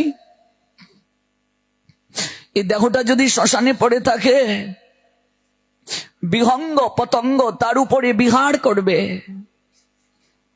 ও মা, যদি অগ্নিতে পুরানো হয় কয়েক ঘন্টার আগুনে দাউ দাউ করে শেষ হয়ে যাবে। আর যদি সমাধি দাও তাহলে কীট পতঙ্গের আহার হব আমি। কৃমি কীট আমায় খাবে। জলে যদি ভাসিয়ে দাও পচে একেবারে মিশে যাবে। বিহঙ্গ পতঙ্গ বিহার করিবে, কুকুর শৃগাল সব আনন্দিত হইয়া মহোৎসব করিবে তারা আমার এই দেহটাকে লইয়া। হ্যাঁ, একবার অনুভব করুন, ভাবুন তো এই শেষের দিনটার কথা। ঋষিকবি রবীন্দ্রনাথ তিনি লিখলেন, মরিতে চাহি না আমি সুন্দর ভুবনে। এই ভুবনের সৌন্দর্য অবলোকন করে তিনি বলছেন আমি মরতে চাই না। অতঃপর রবীন্দ্রনাথের মনে জাগলো, মৃত্যুকে তো কেউ রোধ করতে পারে না। শেষ বয়সে গিয়ে তার একটা লেখা আছে, শেষ লেখা। আমি তো সাহিত্যের ছাত্র, সাহিত্য নিয়ে পড়াশোনা করেছি। রবীন্দ্রনাথ বিছানায় পড়ে এই লেখাটা লিখেছিলেন, মরণ রে তুহু মম শ্যাম সম। এতদিন এত যা কিছু লিখলাম, কিন্তু আজ কেন জানি মনে হচ্ছে জীবনের সবচেয়ে পরম সত্য হলো একটা শব্দ, তার নাম হলো মৃত্যু। এতদিন আমি যা কিছু লিখেছি, যত রচনা করলাম, যা কিছু এত কিছু করলাম, কিন্তু আজ আমার কাছে মনে হচ্ছে জীবনের সবচেয়ে পরম সত্য হলো মৃত্যু। তাই বলছেন, মরণ যেদিন আসবে তোমার দুয়ারের দ্বারে, সেদিন তুমি কি ধন দেবে তারে। কবিগুরু বলছেন, মৃত্যু যেদিন তোমার দরজার সামনে এসে দাঁড়াবে তোমাকে নেয়ার জন্য, সেদিন তুমি মৃত্যুকে কি দিয়ে বরণ করবে, কি ধন দেবে তুমি তারে। সারা জীবন এমন কোন ধন তুমি সংগ্রহ করেছো যে ধন তুমি মৃত্যুকে দিয়ে তার সঙ্গে তুমি আলিঙ্গন করবে। মরণ রে তুহু মম শ্যাম সম। হে মরণ, জীবনে তোমার মতো অমল সত্য আর কিছু নেই। তুমি আমার শেষের দিনটাতে আমার শ্যাম সুন্দরের রূপটা ধারণ করিয়ে আসিও। তুমি আমার শেষের দিনে বাঁশরিয়া গোবিন্দের রূপটা ধারণ করিয়া আসিও, আমার যেন ভয় না হয়। মরণ রে তুহু মম শ্যাম সম। তুমি আমার কাছে আমার শ্যাম সুন্দরের রূপটা নিয়ে এসো, আমি যেন হাসতে হাসতে সেদিন তোমার কোলে আমি যেন যেতে পারি। তুমি আমার কাছে শ্যামল সুন্দর গোবিন্দের রূপটা ধারণ করে আসিও। সারা জীবন শ্যাম সুন্দরের চিন্তা যে করলো না, শ্যামের সনে যার সম্বন্ধ হলো না, মৃত্যুকালে তার কি শ্যামল সুন্দরের রূপ দর্শন হবে? হবে না রে মা। অভ্যাস যুগ না পালন করলে হবে না। এই সংসার খুব স্বার্থপরের জায়গা রে মা, খুব স্বার্থপরতার জায়গা। শেষের দিন কার কেমন হয় কেউ বলতে পারবো না আমরা। এই সারা বাংলায় আমি ঘুরে বেড়াই, 17 বছর হলো, আজ থেকে নয়। এক জায়গায় গেলাম, এক মা আমাকে খুব অনুরোধ করলেন তাদের গৃহে যাওয়ার জন্য। গিয়ে দেখি কি দুর্গন্ধ, স্প্রে দিচ্ছে। উত্তরীয়টা নাকে চেপে ধরলাম। শাশুড়ি বিছানায় পড়া, কাঁঠাল ভাঙলে যেমন বড় বড় মাছি বসে না মা, এরকম মাছি ওই পচনশীল জায়গাটা, শরীরের যে জায়গায় পচন ধরেছে, ক্ষত হয়ে গেছে, ওই জায়গায় বসে আছে, ভন ভন করছে। একটা কেবল শব্দ, একটা কেবল শব্দ কেবল আমার কানে এসেছিল। খুব ধীরে ধীরে তিনি বলেছিলেন, আমায় বিদায় দাও গোসাই, বিদায় দাও। বিশ্বাস করুন, সেদিন আমার এত কান্না পেয়েছিল, আর মনে মনে আমি ভেবেছিলাম, গোবিন্দ না জানি আমার শেষের দিনটা কেমন হয়। না জানি আমার শেষের দিনটা কেমন হয়। এত কান্না পেয়েছিল। এই নবদ্বীপের ঘটনা। কুষ্ঠবেদী হয়ে গেছে। মহাপণ্ডিত চাপালের শরীরে কুষ্ঠবেদী। মা ভৈরবীর আরাধনা করত, তান্ত্রিক ছিল সে। ভৈরবীর আরাধনা করে সাধন সিদ্ধ ছিল সে। শাস্ত্রে পণ্ডিত নবদ্বীপের মাঝে শ্রীবাসীর চরণে অপরাধ করেছিল। শ্রীবাসীর আঙ্গিনায় মদের বোতল রেখেছিল। আঙ্গিনা থেকে মহাপ্রভুকে তাড়াতে চেয়েছিল। শ্রীবাসীর চরিত্রে কালিমা লেপন করতে চেয়েছিল। শ্রীবাস কিছু বলেনি, অপরাধ নেইনি, কিন্তু বৈষ্ণব চরণে অপরাধ করলে ভগবান ক্ষমা করে দিলেও মনে রাখবেন সেই ক্ষমা হয় না। যার চরণে অপরাধ সে যদি ক্ষমা না করে, আর বৈষ্ণব যদি অপরাধ গ্রহণ নাও করে, ভগবান তাকে ছাড় দেন না। 7 দিনের মাঝে কুষ্ঠবেদী হয়েছিল চাপালের। চাপাল চক্রবর্তী তার নাম। এই চৈতন্য চরিতামৃতে এই লীলাটা আছে। তার স্ত্রীর নাম নিস্তারিণী। গলিত কুষ্ঠ, গলে গলে পড়ে, পচে পচে পড়ে। কয়েকদিন সেবা শুশ্রূষা করলো, দুর্গন্ধ, আশপাশের কেউ আসে না। তাই সবাই একত্রিত হয়ে একটা সিদ্ধান্ত চাইছে। বলছে মাকে, মা আর কত টানবো? বাবা যদি মরেও যেত তাহলেও বাঁচতাম। কাজে গোয়াল গড়ের এক কোণে রেখে দাও। বাইরে যদি ফেলেও আসি মানুষ কি বলবে? গোয়াল গড়ের একটা কোণে রেখে দাও। গোয়াল গড়ের এক কোণে স্থান হলো ওই চাপাল গোপালের। হ্যাঁ, অনুভব করুন। চোখ বেয়ে ঝরঝর করে জল ঝরছে চাপালের। যে স্ত্রী তাকে ছাড়া কোথাও যায় নাই। যেদিন প্রথম পুত্র সন্তান সে প্রাপ্ত হয়েছিল, কুলের মাঝে নিয়ে সারা নবদ্বীপবাসীকে সে আনন্দের সংবাদ জানিয়েছিল। প্রথম বাবা ডাকের মাঝে যে পরম আনন্দ, যে অনুভূতি, আজকে তার সকল কিছু মনে হচ্ছে। কার জন্য এত কিছু করলাম? আজকে আমার স্থানটা হলো গোয়ালগড়ের এক কোণে। রূপার গ্লাসে জল খেত, নারকেলের মালার মাঝে জল দিয়েছে। ক্ষুধা তৃষ্ণায় কাতর চাপাল। প্রচন্ড রুদ্র উঠেছে, ডাকছে তার স্ত্রীকে, নিস্তারিণী, আরে ও নিস্তারিণী, নিস্তারিণী, আমায় 1 গ্লাস জল দেবে? তৃষ্ণায় বুকটা ফেটে যাচ্ছে, আমায় 1 গ্লাস জল দেবে নিস্তারিণী? নিস্তারিণী নারকেলের থালিতে একটু জল দিয়ে চলে এলো। ওই জলটা ধরতে গিয়ে কয়েক বিন্দু মুখে পড়লো, আর বাকিটা মাটিতে পড়ে গেল। ক্ষুধা তৃষ্ণায় কাতর চাপাল অজ্ঞান হয়ে ওই গোয়ালগড়ের এক কোণে পড়ে রইল। পরদিন সকালবেলা কালুয়া ডুমকে ডাকছে, ওরে কালুয়া, কালুয়া রে, ওই গোয়ালগড় থেকে কোনো শব্দ আসছে না। তোর বাবা ঠাকুরুন কি আছে না মরে গেছে? একটু দেখে আয় তো। কালুয়া গোয়ালগড়ের ভেতরে প্রবেশ করে দেখে পড়ে আছে চাপালের দেহ। মা ঠাকুরুন, বাবা ঠাকুরুন আর নেই। কালুয়া, কোন ক্রমে যায়, একটু সৎকার করে আয়। কুষ্ঠবেদী পচন দেহ,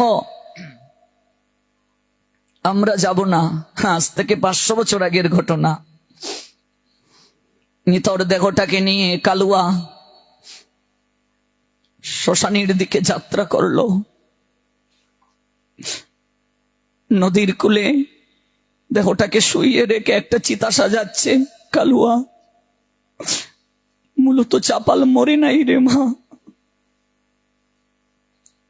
নদী তীরের বাতাস যখন চাপালের গায়ে লাগলো, চাপাল চোখটা মেলে তাকালো, তাকিয়ে দেখছে আমি কোথায়। আমি তো গোয়াল করেছিলাম, আমি এখানে কি করে এলাম? পাশে তাকিয়ে দেখছে তার ঘরের কাজের লোকটা কালুয়া ঢুম। কালুয়া, আরে ও কালুয়া, এটা কার চিতা রে কালুয়া? আমি কোথায়? এটা তুই কার চিতা সাজাচ্ছিস কালুয়া? আমি মরিনি রে কালুয়া, আমি মরিনি। তুই এটা কার চিতা সাজাচ্ছিস কালুয়া? আমি মরিনি রে, আমি মরিনি। তুই কার চিতা সাজাচ্ছিস রে? তুই কার চিতা সাজাচ্ছিস? তোর মা ঠাকুরুন তোকে দিয়ে আমার শ্মশানে পাঠিয়ে দিল, আমি মরিনি। আমার সারা গায়ে কুষ্ঠ বলে আমাকে শ্মশানে পাঠিয়ে দিল, একটিবারও দেখলো না আমি মরেছি না আমি বেঁচে আছি। হেরি নাম সংসার রে মা, এই জগৎ সংসারে তোমার মতো ভাগ্যবতী রমণী আর হবে না যদি ভগবানের নামটা নিয়ে সুস্থ শরীরে জগৎ থেকে যেতে পারো। সন্তানের উপরে বোঝা হয়ে যদি যাও, বউবার উপরে বোঝা হয়ে যাও, কদিন টানবে? তাই সময় থাকতে নয়ন জলে ভাগবতের চরণে অঞ্জলি দিয়ে যাও, আর কেঁদে কেঁদে জানিয়ে যাও এই দিন যেন কারো জীবনে না আসে, কারো জীবনে না আসে। এই দিন যেন কারো জীবনে না আসে, এই দিন যেন কারো জীবনে না আসে। কালুয়ারে, সারাটা জীবন যে সংসারকে আমি এত সময় দিলাম, তার থেকে অল্প সময়ও যদি আমি গোবিন্দকে দিতাম রে কালু, আজকে আমার এই দিন হতো না, এই দিনটা আমার হতো না কালুয়া, হতো না, এই দিনটা আমার হতো না। আমি আর ফিরে যাব না রে। একটা খড়কুটা দিয়ে তুই এখানে এখানে এখানে একটা কিছু বানিয়ে দে রে, আমি ওই শ্মশানটার দিকে তাকিয়ে থাকবো। আমাকে দেখে সংসারী মানুষ অনুভব করবে প্রত্যেকটা মনুষ্য জীবের অন্তিম ঠিকানাটা হলো শ্মশান ঘাট। মানুষ শ্মশানে যেতে চায় না, ভয় পায়, প্রকৃতি তাকে শ্মশানে নিয়ে যায়। আমি আর গৃহে ফিরে যাব না। এই কালুয়া ভুল বুঝতে পেরে শ্রীবাসের কাছে ক্ষমা চাওয়ার জন্য গিয়েছিল। মহাপ্রভুর তখন সন্ন্যাস হয়ে গিয়েছিল, মহাপ্রভুকে পায় নাই। কাশিতে গিয়েছিল, কাশীনাথ মহাদেব পর্যন্ত তাকে আশ্রয় দেন নাই। পরবর্তীতে মহাপ্রভুর সাক্ষাৎ পেয়েছিল, শ্রীবাসের কাছে ক্ষমা চেয়েছিল, শ্রীবাস ক্ষমা করলেন, মহাপ্রভু তাকে আশ্রয় দিলেন। ওই চাপাল গোপালের পরবর্তীতে কুষ্ঠবেদী ভালো হয়েছিল, মহাপ্রভু তার নাম দিয়েছিলেন দেবকী নন্দন দাস। যার আমরা বৈষ্ণব বন্দনা গাই, বৃন্দাবনবাসী যত বৈষ্ণবের গণ, প্রথমে বন্দনা করি সবার চরণ। বাকিটা জীবন সে ভগবানের চরণে অর্পণ করে দিয়েছিল। এই হলো সংসার। সং মানে সাজা, সার মানে অমৃত। যদি কৃষ্ণ নামে প্রেমে কেউ সাজতে পারে, সংসারে অমৃত পাবে। আর যদি এই সংসারটাকে নিজের করে আঁকড়ে ধরে ভগবানকে যদি বাদ দিয়ে দেয়, তার জীবনে দুঃখ ব্যতীত আর কিছুই প্রাপ্তি হবে না, কষ্ট ব্যতীত আর কিছুই প্রাপ্তি হবে না, কিছুই প্রাপ্তি হবে না। গোবিন্দ দাস আজকে সেটাই ভাবছেন। আমি কোনোদিন তো দেখি নাই ঘুমিয়ে ঘুমিয়ে হরিনাম করতে হরিদাসকে। আজকে তার কি হলো? সে বিছানায় শুয়ে শুয়ে হরিনাম করছে। শঙ্কা নাম সবাইকে করতে হবে। জপমালা যাদের নেই নিয়ে নিন, দুমালা করেই শুরু করুন। তাতেও পারছেন না, এক মালা করুন, 108 বার হরে কৃষ্ণ মহামন্ত্র করে তারপর আপনি আপনার আহারটা গ্রহণ করবেন। আর কত? অর্ধেকের বেশি জীবন চলে গেছে, আর কত? অনেক তো হলো। মরার পরে আপনার দেহটাকে পুষ্পরতে সাজিয়ে শ্মশানে নিয়ে যাবে কীর্তন করে করে, তাতে আপনার কি কল্যাণ হবে? মরার কানে কোনোদিন হরিনাম যায় না। মরাকে হরিনাম শোনালে মরার কল্যাণ নেই। তাহলে এই হরিনাম কেন করে আমরা যাই শ্মশানে? আমাদেরকে শিক্ষা দেওয়ার জন্য। যারা নিয়ে যাচ্ছে বহন করে লাশটাকে, ও শ্মশান বন্ধুদেরকে এই লাশটা একটা শিক্ষা দিয়ে যাচ্ছে, মৃতদেহটা শিক্ষা দিয়ে যাচ্ছে যে তাকিয়ে দেখো, একবার আমার দিকে তাকাও, আমি সকল কিছু রেখে যাচ্ছি, কিচ্ছু আমার সঙ্গে যাচ্ছে না। অর্থ বিত্ত বৈভব সাজানো সংসার আমি রেখে যাচ্ছি, আমার সঙ্গে যাচ্ছে না।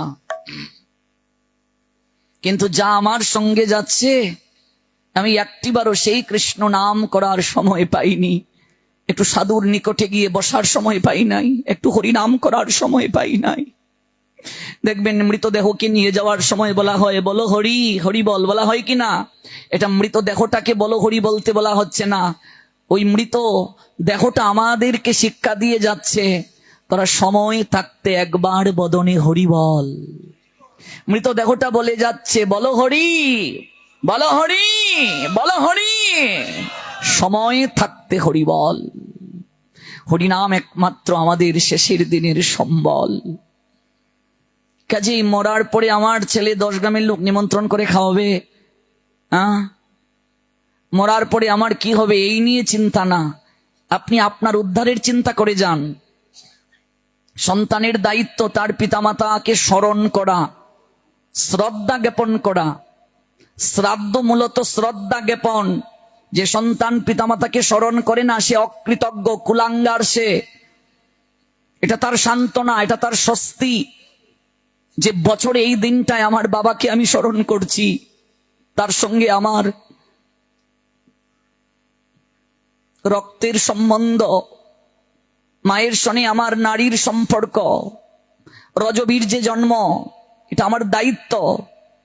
ভগবানের কাছে আমরা প্রার্থনা করি ভগবান যেন কৃপা করেন তাকে, কিন্তু নিজের উদ্ধারের চিন্তা নিজে যদি কেউ না করে, 10 গ্রামের লোক নিমন্ত্রণ করে খাওয়ালে কি হবে?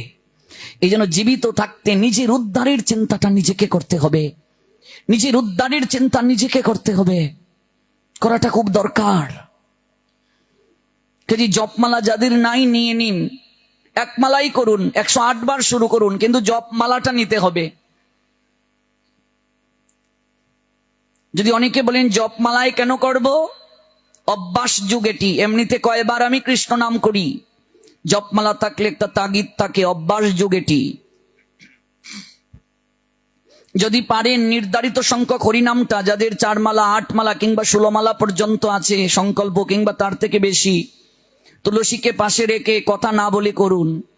ঘুম যদি পেয়ে যায় হেঁটে হেঁটে করুন, কিন্তু কথা না বলে করার চেষ্টা করবেন। তারপর আপনি রাস্তাঘাটে হেঁটে হেঁটে জপ করছেন, এটার দ্বারা নাম আবাস হচ্ছে, কিন্তু কৃষ্ণ নাম করা হচ্ছে না।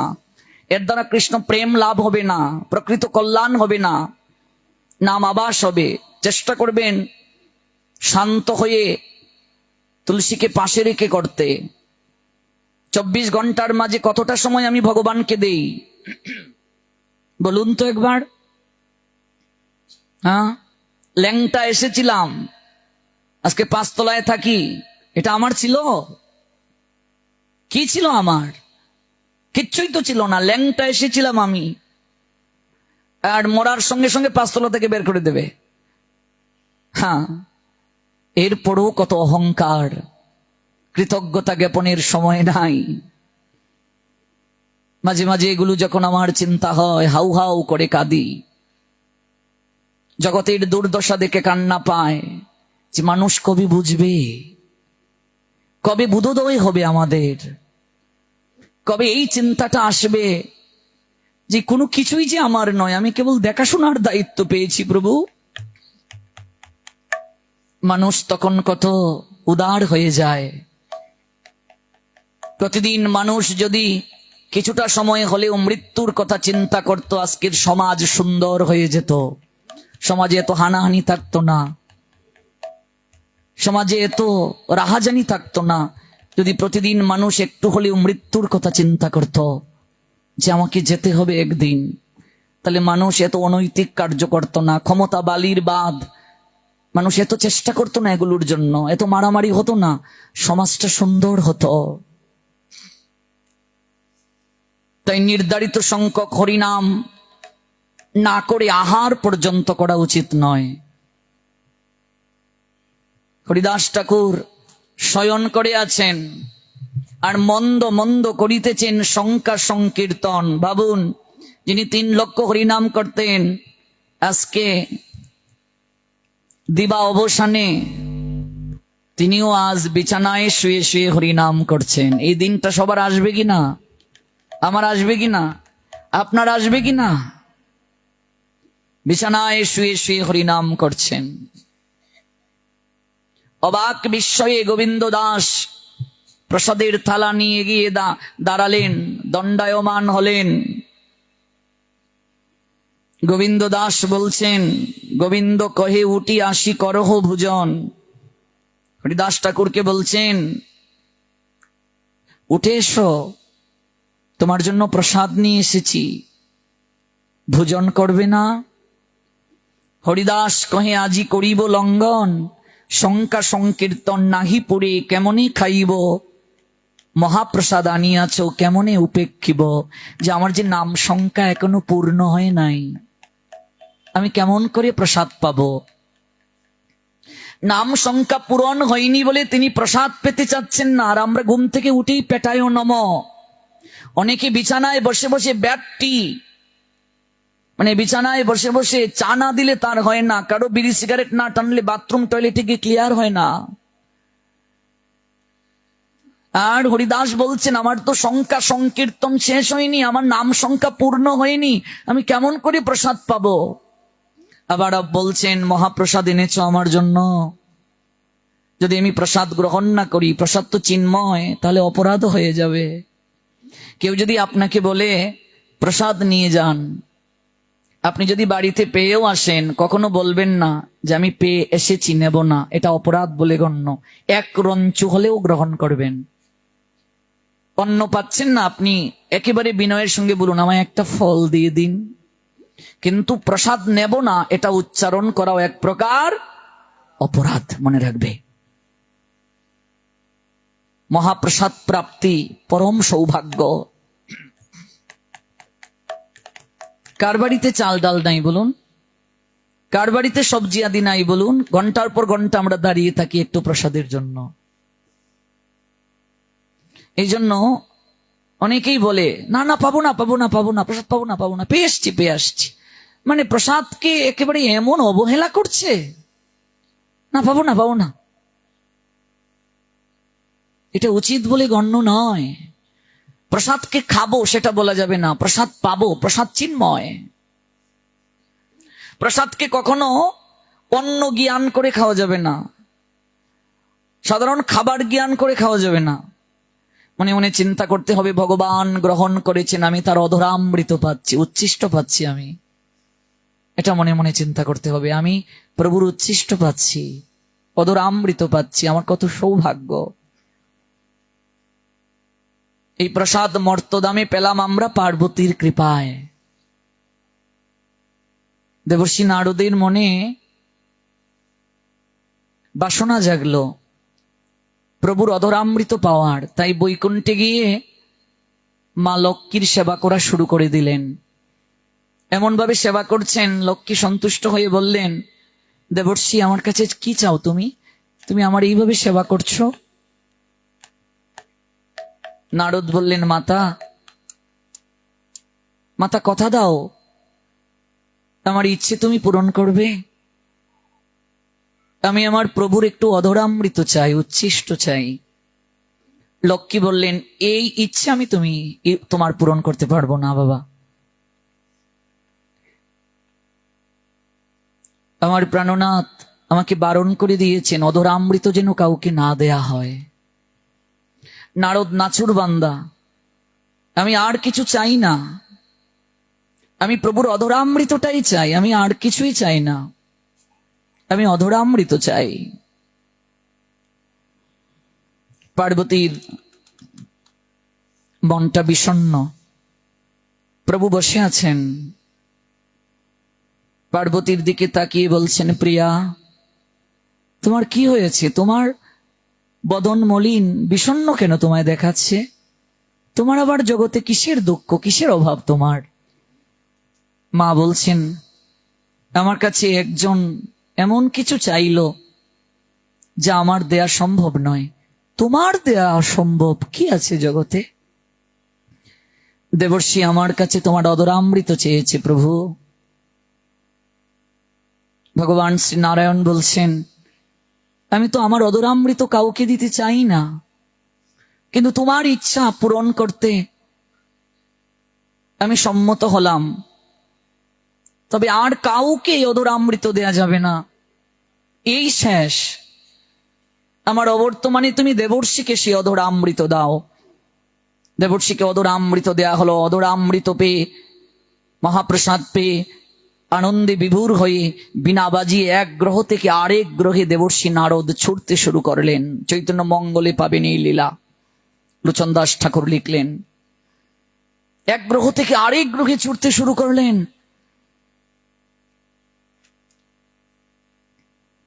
এবং তিনি এইভাবে শিবলুকে এসে যখন উপনীত হলেন, স্বয়ং মহাদেব তিনি এই আনন্দ দেখতে পেয়ে বললেন, দেবর্ষি তুমি তো সবসময় প্রভুর নাম গুণগানে মত্ত থাকো, আজ তোমাকে অধিক আনন্দ করতে আমি দেখতে পাচ্ছি, কি বিষয়? আজ আমি আমার প্রভুর অধরামৃত পেয়েছি, অধরামৃত পেয়েছি। এই বলে নাচতে শুরু করলেন। মহাদেবের একটা নাম নটরাজ, নৃত্যের মাধ্যমে তিনি ভগবানকে সন্তুষ্ট করেছিলেন। দেবর্ষি তুমি এতটা কৃপণ কি করে হলে? তুমি একাই প্রসাদ পেলে, আমার জন্য একটু নিয়ে এলে না? দেবর্ষি একটু হাতে স্পর্শ আছে কিনা, আমায় একটু দাও। এই বলে দেবর্ষি নারদের হস্তে যা ছিল তা নিয়ে তিনি গ্রহণ করলেন। এই অঙ্গুলিতে নখের এখানে একটা অন্নদানা ছিল। এই অপ্রাকৃত প্রসাদ প্রাপ্ত হয়ে নটরাজ এমন ভাবে নৃত্য করতে শুরু করলেন, একেবারে কম্পিত হচ্ছে, ত্রিজগৎ সংসার কম্পিত হচ্ছে। সকল দেবতারা ভয়ে ভীত হয়ে মাতা পার্বতীর কাছে গেলেন। একমাত্র আপনিই পারেন প্রভুর এই নৃত্যকে, আপনি পারেন সমাপন করতে। মাতা পার্বতী গিয়ে কাতর কণ্ঠে বলেন, কি হয়েছে তোমার? হে প্রভু, আজ তোমাকে এত বিভোর হয়ে নৃত্য করতে হচ্ছে, আমি তো এইভাবে আর কখনো দেখিনি। দেবী, আজ আমি প্রভুর অদরামৃত পেয়েছি, প্রসাদ পেয়েছি, প্রসাদ। পার্বতী তখন বললেন, ওগো তুমি যে এতটা স্বার্থপর তা তো আমি জানি না। তুমি আমায় এত ভালোবাসো, আমি মরতে মাত্র কয়েকদিনের জন্য যাই, তুমি আমায় ভুলে থাকতে পারো না বলে ছত্র হয়ে যাও। আমি সতীরূপে যখন ছিলাম তুমি আমায় এতটা ভালোবাসো, আমার নিতর দেহটাকে নিয়ে তুমি নৃত্য করেছিলে। জগৎ সংসার ধ্বংস হবার উপক্রম, সুদর্শন চক্র দ্বারা 51 জায়গায় আমার অঙ্গ প্রত্যঙ্গ গিয়ে পড়লো। তুমি আমাকে ছাড়া মুহূর্ত কালো থাকতে পারো না। আর আজ তুমি এতটা স্বার্থপর হলে, এতটা কৃপণ হলে, তুমি প্রভুর অদরামৃত প্রসাদ আমায় দিলে না। ক্রোধান্বিত হলেন। মার একটা নাম ত্রিনয়নী, দেখবে মাঝখানে আর একটা চোখ আছে। যখন তিনি অগ্নি শর্মা হয়ে যান, ওই জায়গা থেকে অগ্নি প্রকাশ হতে শুরু করে। চারিদিক উত্তপ্ত হয়ে গেল, ধ্বংস হওয়ার উপক্রম। এই জগৎ সংসার আমি ধ্বংস করে ফেলবো, আমি আদ্য শক্তি, আমি মহামায়া, আমি ভয়ঙ্করী। সকল দেবতারা প্রভু নারায়ণের চরণে গেলেন। ভগবান শ্রী নারায়ণ তখন নিজে এলেন, পার্বতীকে আশ্বাস দিলেন, আমি স্বয়ং দেবী তোমায় অধরামৃত দেব, শান্ত হও তুমি। পার্বতী তখন বলেছিলেন, আমি একা কেন পাবো? আমি স্বার্থপর নই, আমি পাবো, আর আমার মর্তের সন্তানেরা এই অপ্রাকৃত প্রসাদ পাবে না, তা তো হতে পারে না। আমি তো মা। তাই কথা দাও প্রভু, এই প্রসাদ তুমি সবাইকে প্রদান করবে। কথা দিলেন প্রভু। এই পার্বতী বিমলা রূপে আবির্ভূত হলেন। ওই জগন্নাথ মন্দিরের পিছনে দেখবে বিমলা মন্দির। সর্বপ্রথম জগন্নাথকে ভোগটা দেয়া হয়, তারপরে এই ভোগ বিমলা অর্থাৎ মা দুর্গাকে প্রদান করা হয়। ওই মা বিমলা তথা দুর্গার কৃপায় আমরা জগতে মহাপ্রসাদ প্রাপ্ত হলাম।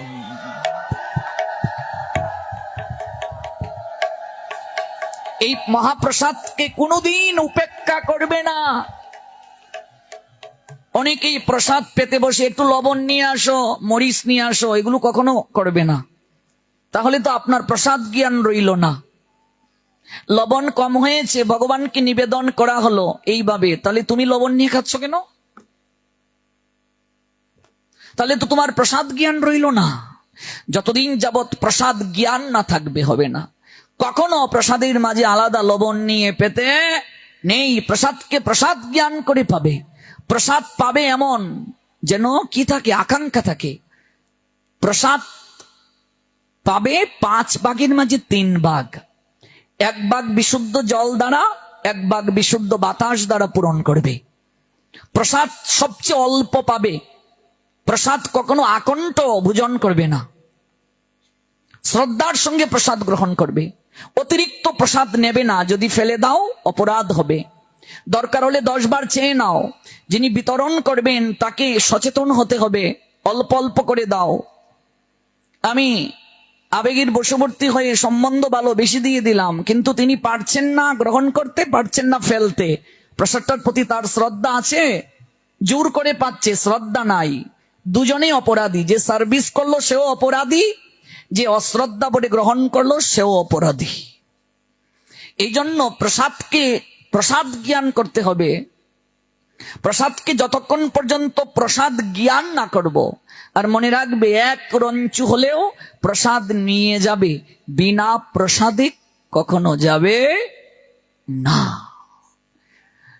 মহাপ্রসাদকে উপেক্ষা করা যাবে না। আমার সংখ্যা নাম পূরণ হয়নি, সংখ্যা নাম পূরণ হয়নি, আমি কেমন করে প্রসাদ গ্রহণ করব? আবার বলছেন মহাপ্রসাদ তুমি এনেছো আমার জন্য, উপেক্ষা কি করে করব? তাহলে তো অপরাধ হয়ে যাবে। প্রসাদ কেন গ্রহণ করব? জিহ্বাকে নিয়ন্ত্রণ করার জন্য, ইন্দ্রিয়কে নিয়ন্ত্রণ করার জন্য। শরীর অবিদ্যা জাল, জড়েন্দ্রিয় তাহে কাল, জীবে ফেলে বিষয় সাগরে।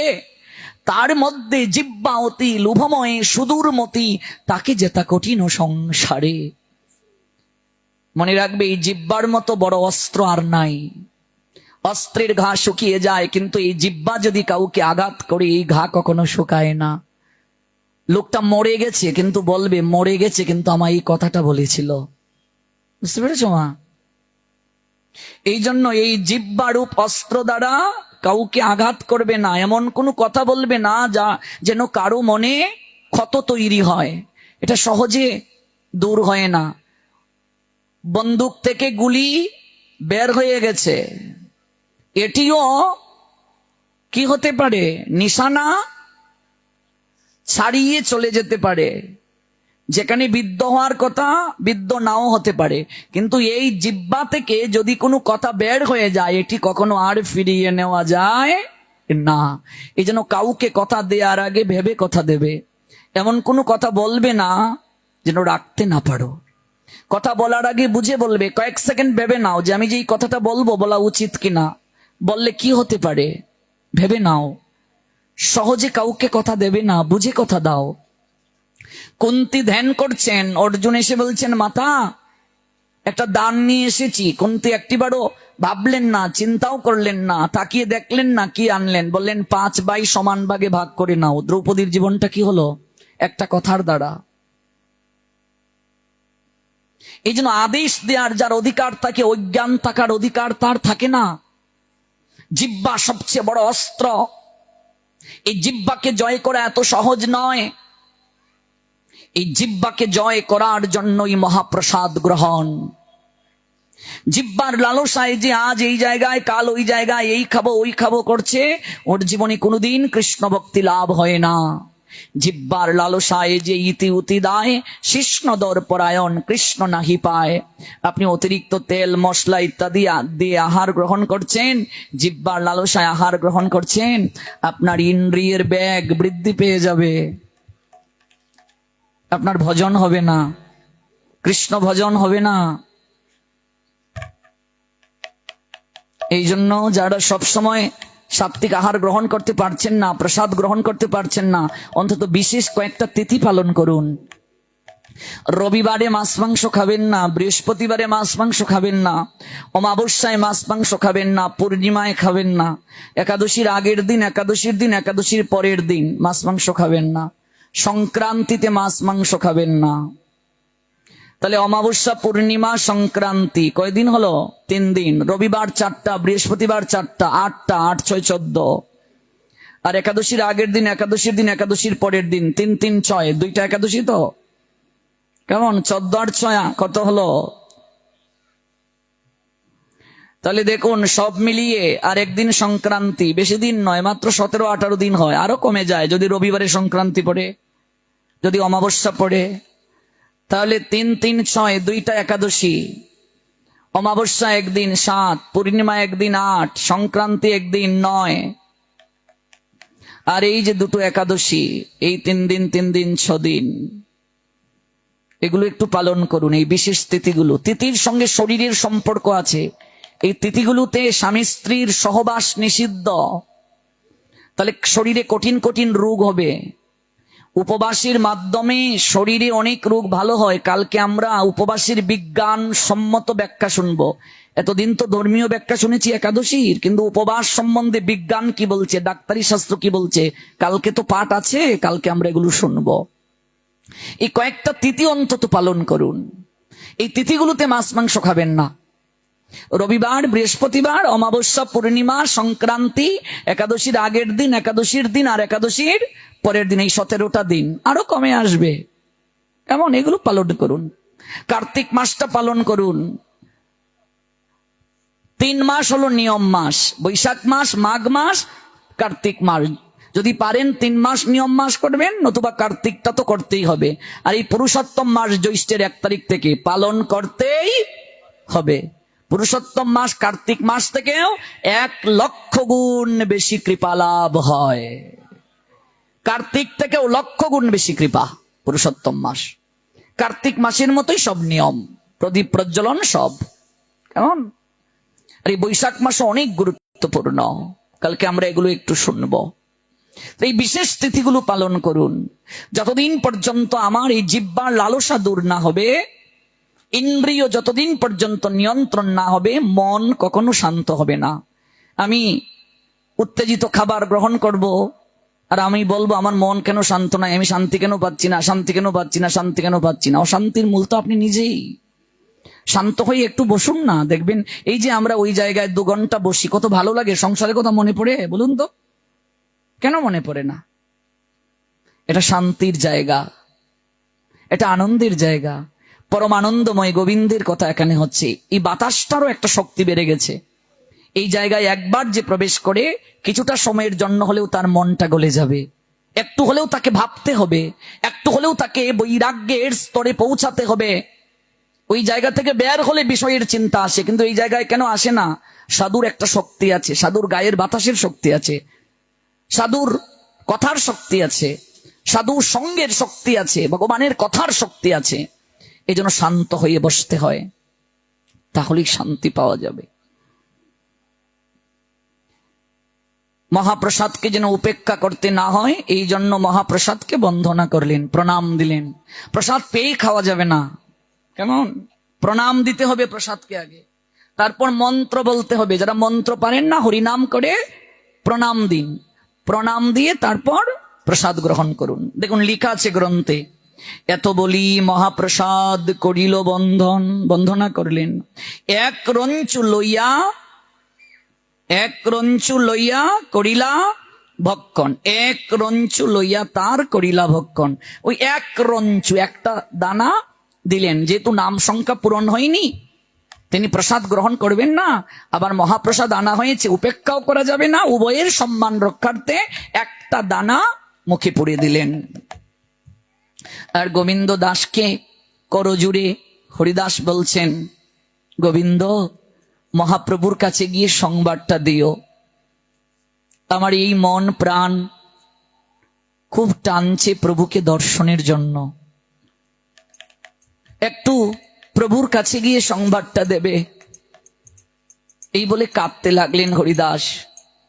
প্রভুকে গিয়ে বলবে আমি তার সাক্ষাৎ প্রার্থী, আমি তার দর্শন চাই। গোবিন্দ প্রভুকে গিয়ে বলবে। অন্তর্যামী মহাপ্রভু সবই জানেন, কিন্তু জগৎকে জানানোর জন্যই তার এই লীলা। গোবিন্দ প্রসাদের থালাটা নিয়ে যখন মহাপ্রভুর কাছে ফিরলেন, মহাপ্রভু তাকে জিজ্ঞাসা করলেন, গোবিন্দ, আরে ও গোবিন্দ, আমার হরিদাস কেমন আছে? গোবিন্দ মহাপ্রভুর দিকে তাকিয়ে বলছেন, প্রভু, তোমার হরিদাস ভালো নেই। আমি প্রতিদিন তার জন্য মহাপ্রসাদ নিয়ে যাই, কিন্তু কোনোদিন আমি তাকে বিছানায় শুয়ে হরিনাম করতে দেখি নাই। আজ আমি দেখেছি সে বিছানায় শুয়ে শুয়ে হরিনাম করছে, চোখ দিয়ে তার অশ্রু ঝরছে, প্রসাদও গ্রহণ করেনি, এক রঞ্চু মুখে পুড়ে দিল আর বলল তার নাম সংখ্যা নাকি পূরণ হয়নি। কেঁদে কেঁদে প্রার্থনা জানিয়ে দিল সে তোমার চরণ দর্শন করতে চায় প্রভু, সাক্ষাৎ প্রার্থী তোমার। মহাপ্রভুর চোখ জলে ভরে গেল, চলচল করে উঠল আঁখি, অশ্রু গড়িয়ে পড়ল। হরিদাস, আমি যাব হরিদাস, আমি তোমার কাছে যাব। পরদিন প্রাতকালে সমুদ্রে স্নান করে জগন্নাথ দর্শন করে মহাপ্রভু হরিদাস ঠাকুরের কুটিরের দিকে যাত্রা করলেন। কুটিরের সম্মুখে গিয়ে যখন দাঁড়ালেন, মহাপ্রভুকে দর্শন করে হরিদাস কাঁদতে কাঁদতে মহাপ্রভুর চরণে লুটিয়ে পড়লেন। প্রভু, এতকাল পরে তুমি আমার কাছে এলে, এই বলে চরণে লুটিয়ে পড়লেন। হরিদাস বলছেন, প্রভু তুমি এলে,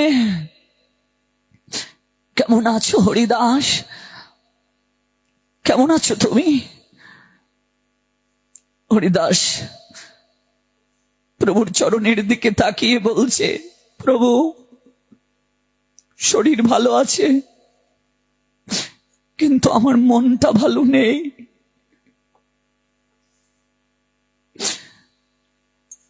শরীর ভালো আছে, মন ভালো নেই।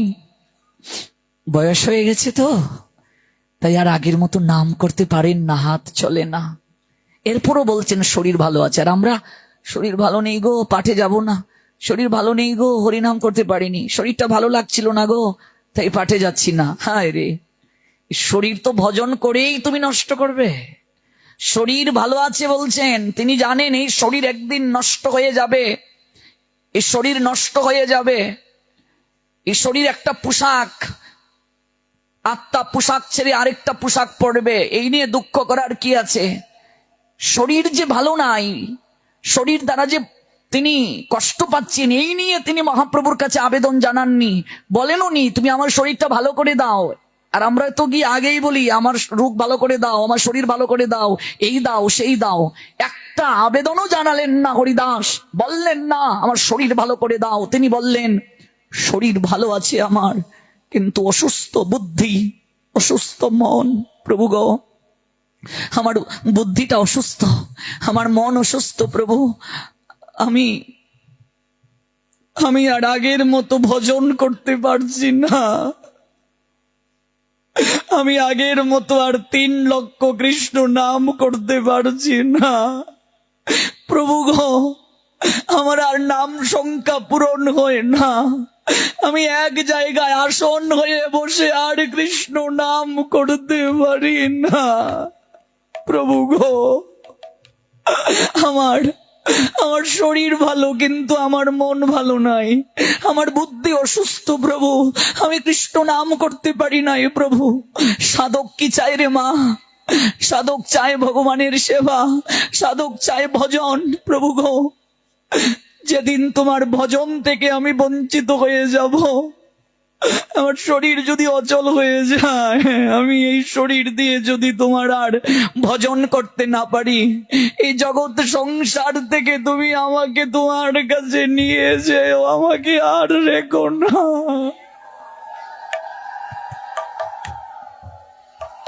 আমি আর আগের মতো ভজন করতে পারি না, আমি আর আগের মতো ভজন করতে পারি না প্রভু, আমি আর আগের মতো ভজন করতে পারি না। আমার শরীর ভালো আছে প্রভু, আমার অসুস্থ বুদ্ধি।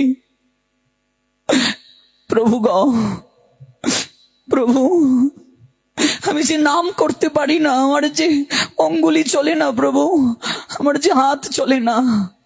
হরিদাস ঠাকুরের যদি এই বাঞ্ছা হয়, আমাদের কি গতি হবে মা? মারে, এখনই তো বসতে পারি না, হাত চলে না, হাতটা কাঁপে। জপমালা যারা নাও নাই, বয়স হয়ে গেলে জপমালা নেবে? ধামে তীর্থে যারা এখনো যেতে পারো না, এই চন্দ্রনাথ এই বয়সে যেতে পারবে? উঠতে পারবে? 2 ঘন্টা এখানে বসে থাকতে তো অনেকের কষ্ট হয়ে যাচ্ছে। কি হবে একবার ভাবো, অনুভব করো। পরদেশে এলাম, বাণিজ্য করতে সওদাগর যেমন যায়, আমরাও এসেছি। আমাদের সঙ্গের সাথী আমাদের চোখের সামনে ওরা চলে যায়, কিন্তু একটিবারও আমাদের হৃদয়ে মাঝে ওই বাসনা জাগে না, একটিবারও আমাদের হৃদয়ে মাঝে ওই প্রেষণা জাগে না যে আমাকেও একদিন যেতে হবে। বাবা বিষ্ণু পদকর্তা গাইলেন, তোর সাথী যারা গেল তারা রে, গাইছেন আর কাঁদছেন। তোর সাথী যারা গেল তারা রে, তোর দেহ তরি হয় অচল। ও তোর সাথে যারা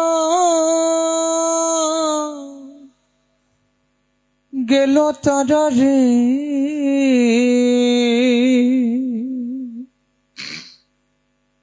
ও তোর সাথী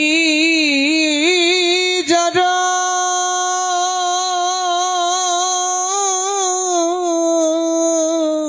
গৌর প্রেমানন্দে গেল তারা রে। একটিবার ভাবুন তো, আপনার বন্ধু, একসঙ্গে আপনি চলতেন,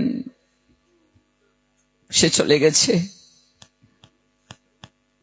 আপনিও কি লিস্টে নন? অনুভব হয়েছে? কলব দিয়ে সাদা চুল ঢাকলে কি আর হয় সব? দন্ত বাদালেই কি সব হয়? পদকর্তা গাইলেন, তোর সাথী যারা গেল তারা রে, তোর দেহ তরি হয় অচল, দেশের মানুষ দেশে ফিরে চল। ও তোর দেহ তরি হয় অচল। কেঁদে কেঁদে গাইছেন পদকর্তা আমাদেরকে হৃদয়ে মাঝে একটু বৈরাগ্য জাগানোর জন্য। দেশের মানুষ দেশে ফিরে চল। এটা আমাদের বসবাসের জায়গা না রে মা, এটা আমাদের জায়গা না। ও মন সৌদাগর, এটা আমাদের জায়গা না। তুমি বিদেশে বাণিজ্যে এসে কেন বাদলা বসত ঘর রে? দেশের মানুষ দেশে ফিরে চল। সুখের নীর বাঁধলাম, বাসা তৈরি করলাম, থাকবো বলে।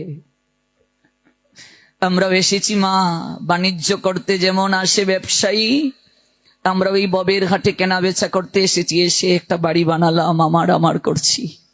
হ্যাঁ, সঙ্গের সঙ্গী চলে গেল, আমার যাওয়া হলো না। মনশিক্ষায় বলছেন বাণিজ্যতে এসেছিলে, লাভ করিবার আসে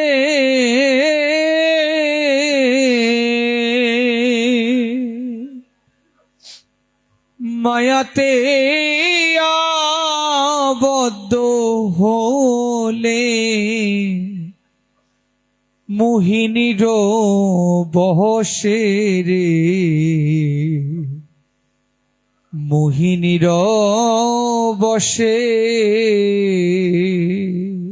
স্ত্রী পেয়ে ভুলে গেলাম, কামিনীর কুহরে পড়ে সব ভুলে গেলাম, সব ভুলে গেলাম। সন্তান আদি পেয়ে মায়ার বাদনে বন্দী হয়ে গেলাম, ভুলে গেলাম মাতৃজঠরে ভগবানকে যে কথা দিয়ে এসেছিলাম। ও তুই কি দান লয়ে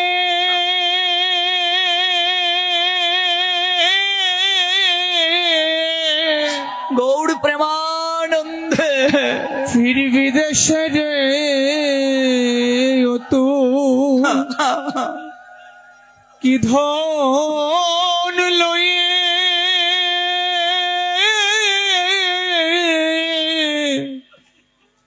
ফিরবি দেশে রে, ও তোর দেহ তরি হয়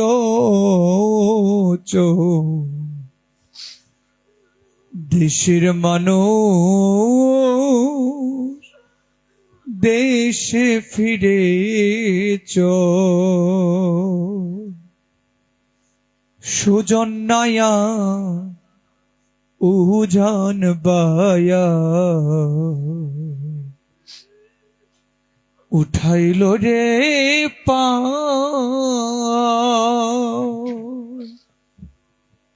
স্বদেশে ফিরিয়া যাবে থাকিতে কাল রে। সকালে রওনা দেও মা, জীবন সকালে রওনা দেও। থাকিতে সকাল, বিকেলে রওনা দিলে যাওয়ার আগেই সন্ধ্যা হয়ে যাবে। ও কেবল আমার ভাগ্যে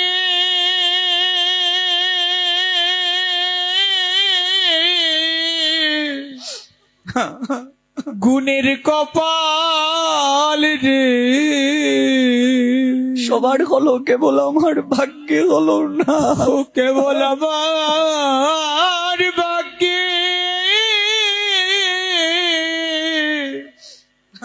গুণের কপাল রে, আমার দেহ তরি হয়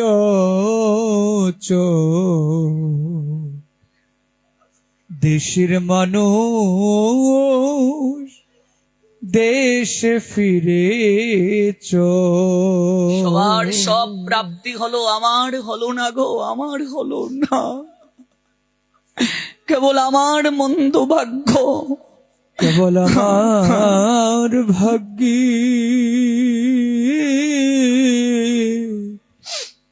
ভাগ্যে হলো না গো, আমি বহু জন্মে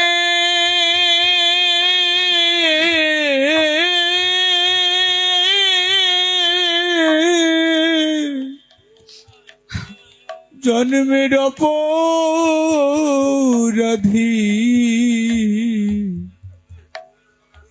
প্রভু গো আমার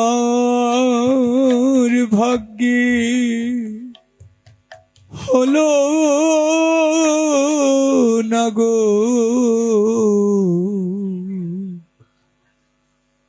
প্রভু গো তোমার চরণ ছাড়া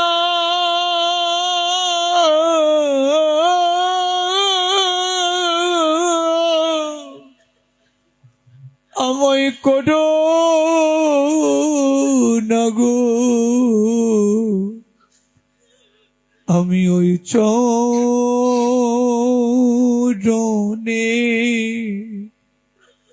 চরণে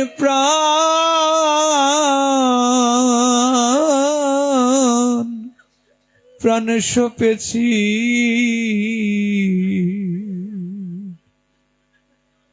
প্রভু তোমার চরণ ছাড়া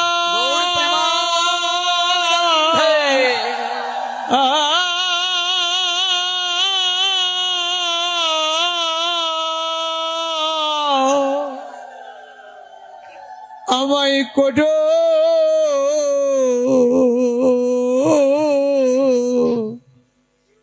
না গো, রাঙা চরণ বড় ভালোবাসি। কবে হবে এই অনুভব? কবে এই অনুভব আমার হবে মা? কবে এই অনুভব আমার হবে? কবে হরিদাসের নিয়ায় আমার হৃদয় বেকুল হবে? আমি যখন ভজন করতে না পারবো আমার হৃদয় এটা চুরমার হবে। প্রভু, আমি আগের মতো ভজন করতে পারছি না, ভজন করতে পারছি না প্রভু। মহাপ্রভু তখন কি বলেছিলেন? প্রভু কহে, বৃদ্ধ হইলা শঙ্কা অল্প করো, সিদ্ধ দেহ তুমি সাধনে আগ্রহ কেন ধরো? তুমি তো নাম করতে করতে সিদ্ধ হয়ে গেছো হরিদাস, তোমার আর 3 লক্ষ নাম করতে হবে না। ভগবান বলছেন, আমরা তো ভজন থেকে ফাঁকি দিতে পারলে বাঁচি, আর মহাপ্রভু বলছেন লাগবে না। লোক নিস্তারিতে তোমার অবতার, তুমি নামের মহিমা জগতে প্রচার করছো, এবে অল্প সংখ্যা করি করো সংকীর্তন, অল্প করে করো, আর আগের মতো করতে হবে না।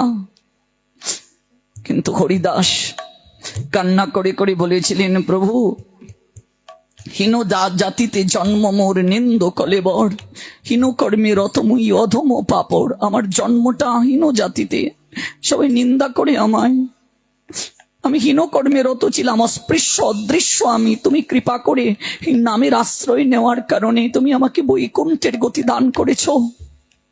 তুমি আমাকে নাম কমিয়ে করতে বলছো প্রভু।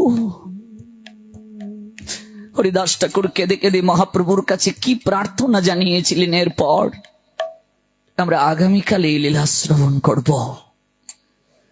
যথাসময়ে আপনাদের সবাইকে আমন্ত্রণ জানাচ্ছি। আগামীকাল হরিবাসর ব্রত আছে, আমরা একাদশী ব্রত পালন করব। যারা শুরু করেননি আগামীকালই শুরু করতে পারেন। 8 বছর থেকেই শুরু করতে হয়। সদবা বিধবা বলে কিছু নাই, কুমারী কুমার বলে কিছু নাই, সবার জন্য এই ব্রত। কাল আমরা কিছুটা সময় একাদশী ব্রতের মহিমা, তারপর আমরা এই লীলার বাকি অংশ শ্রবণ করব। সবার অহৈতুকী কল্যাণ হোক, অহৈতুকী মঙ্গল হোক। আজ আর নয়, গৌর হরির কৃপা হলে আবার হবে তো দেখা। একবার প্রাণ ভরে বলুন, নিতাই গৌর সীতানাথ। নিতাই গৌর সীতানাথ, প্রেমানন্দে হরি বল।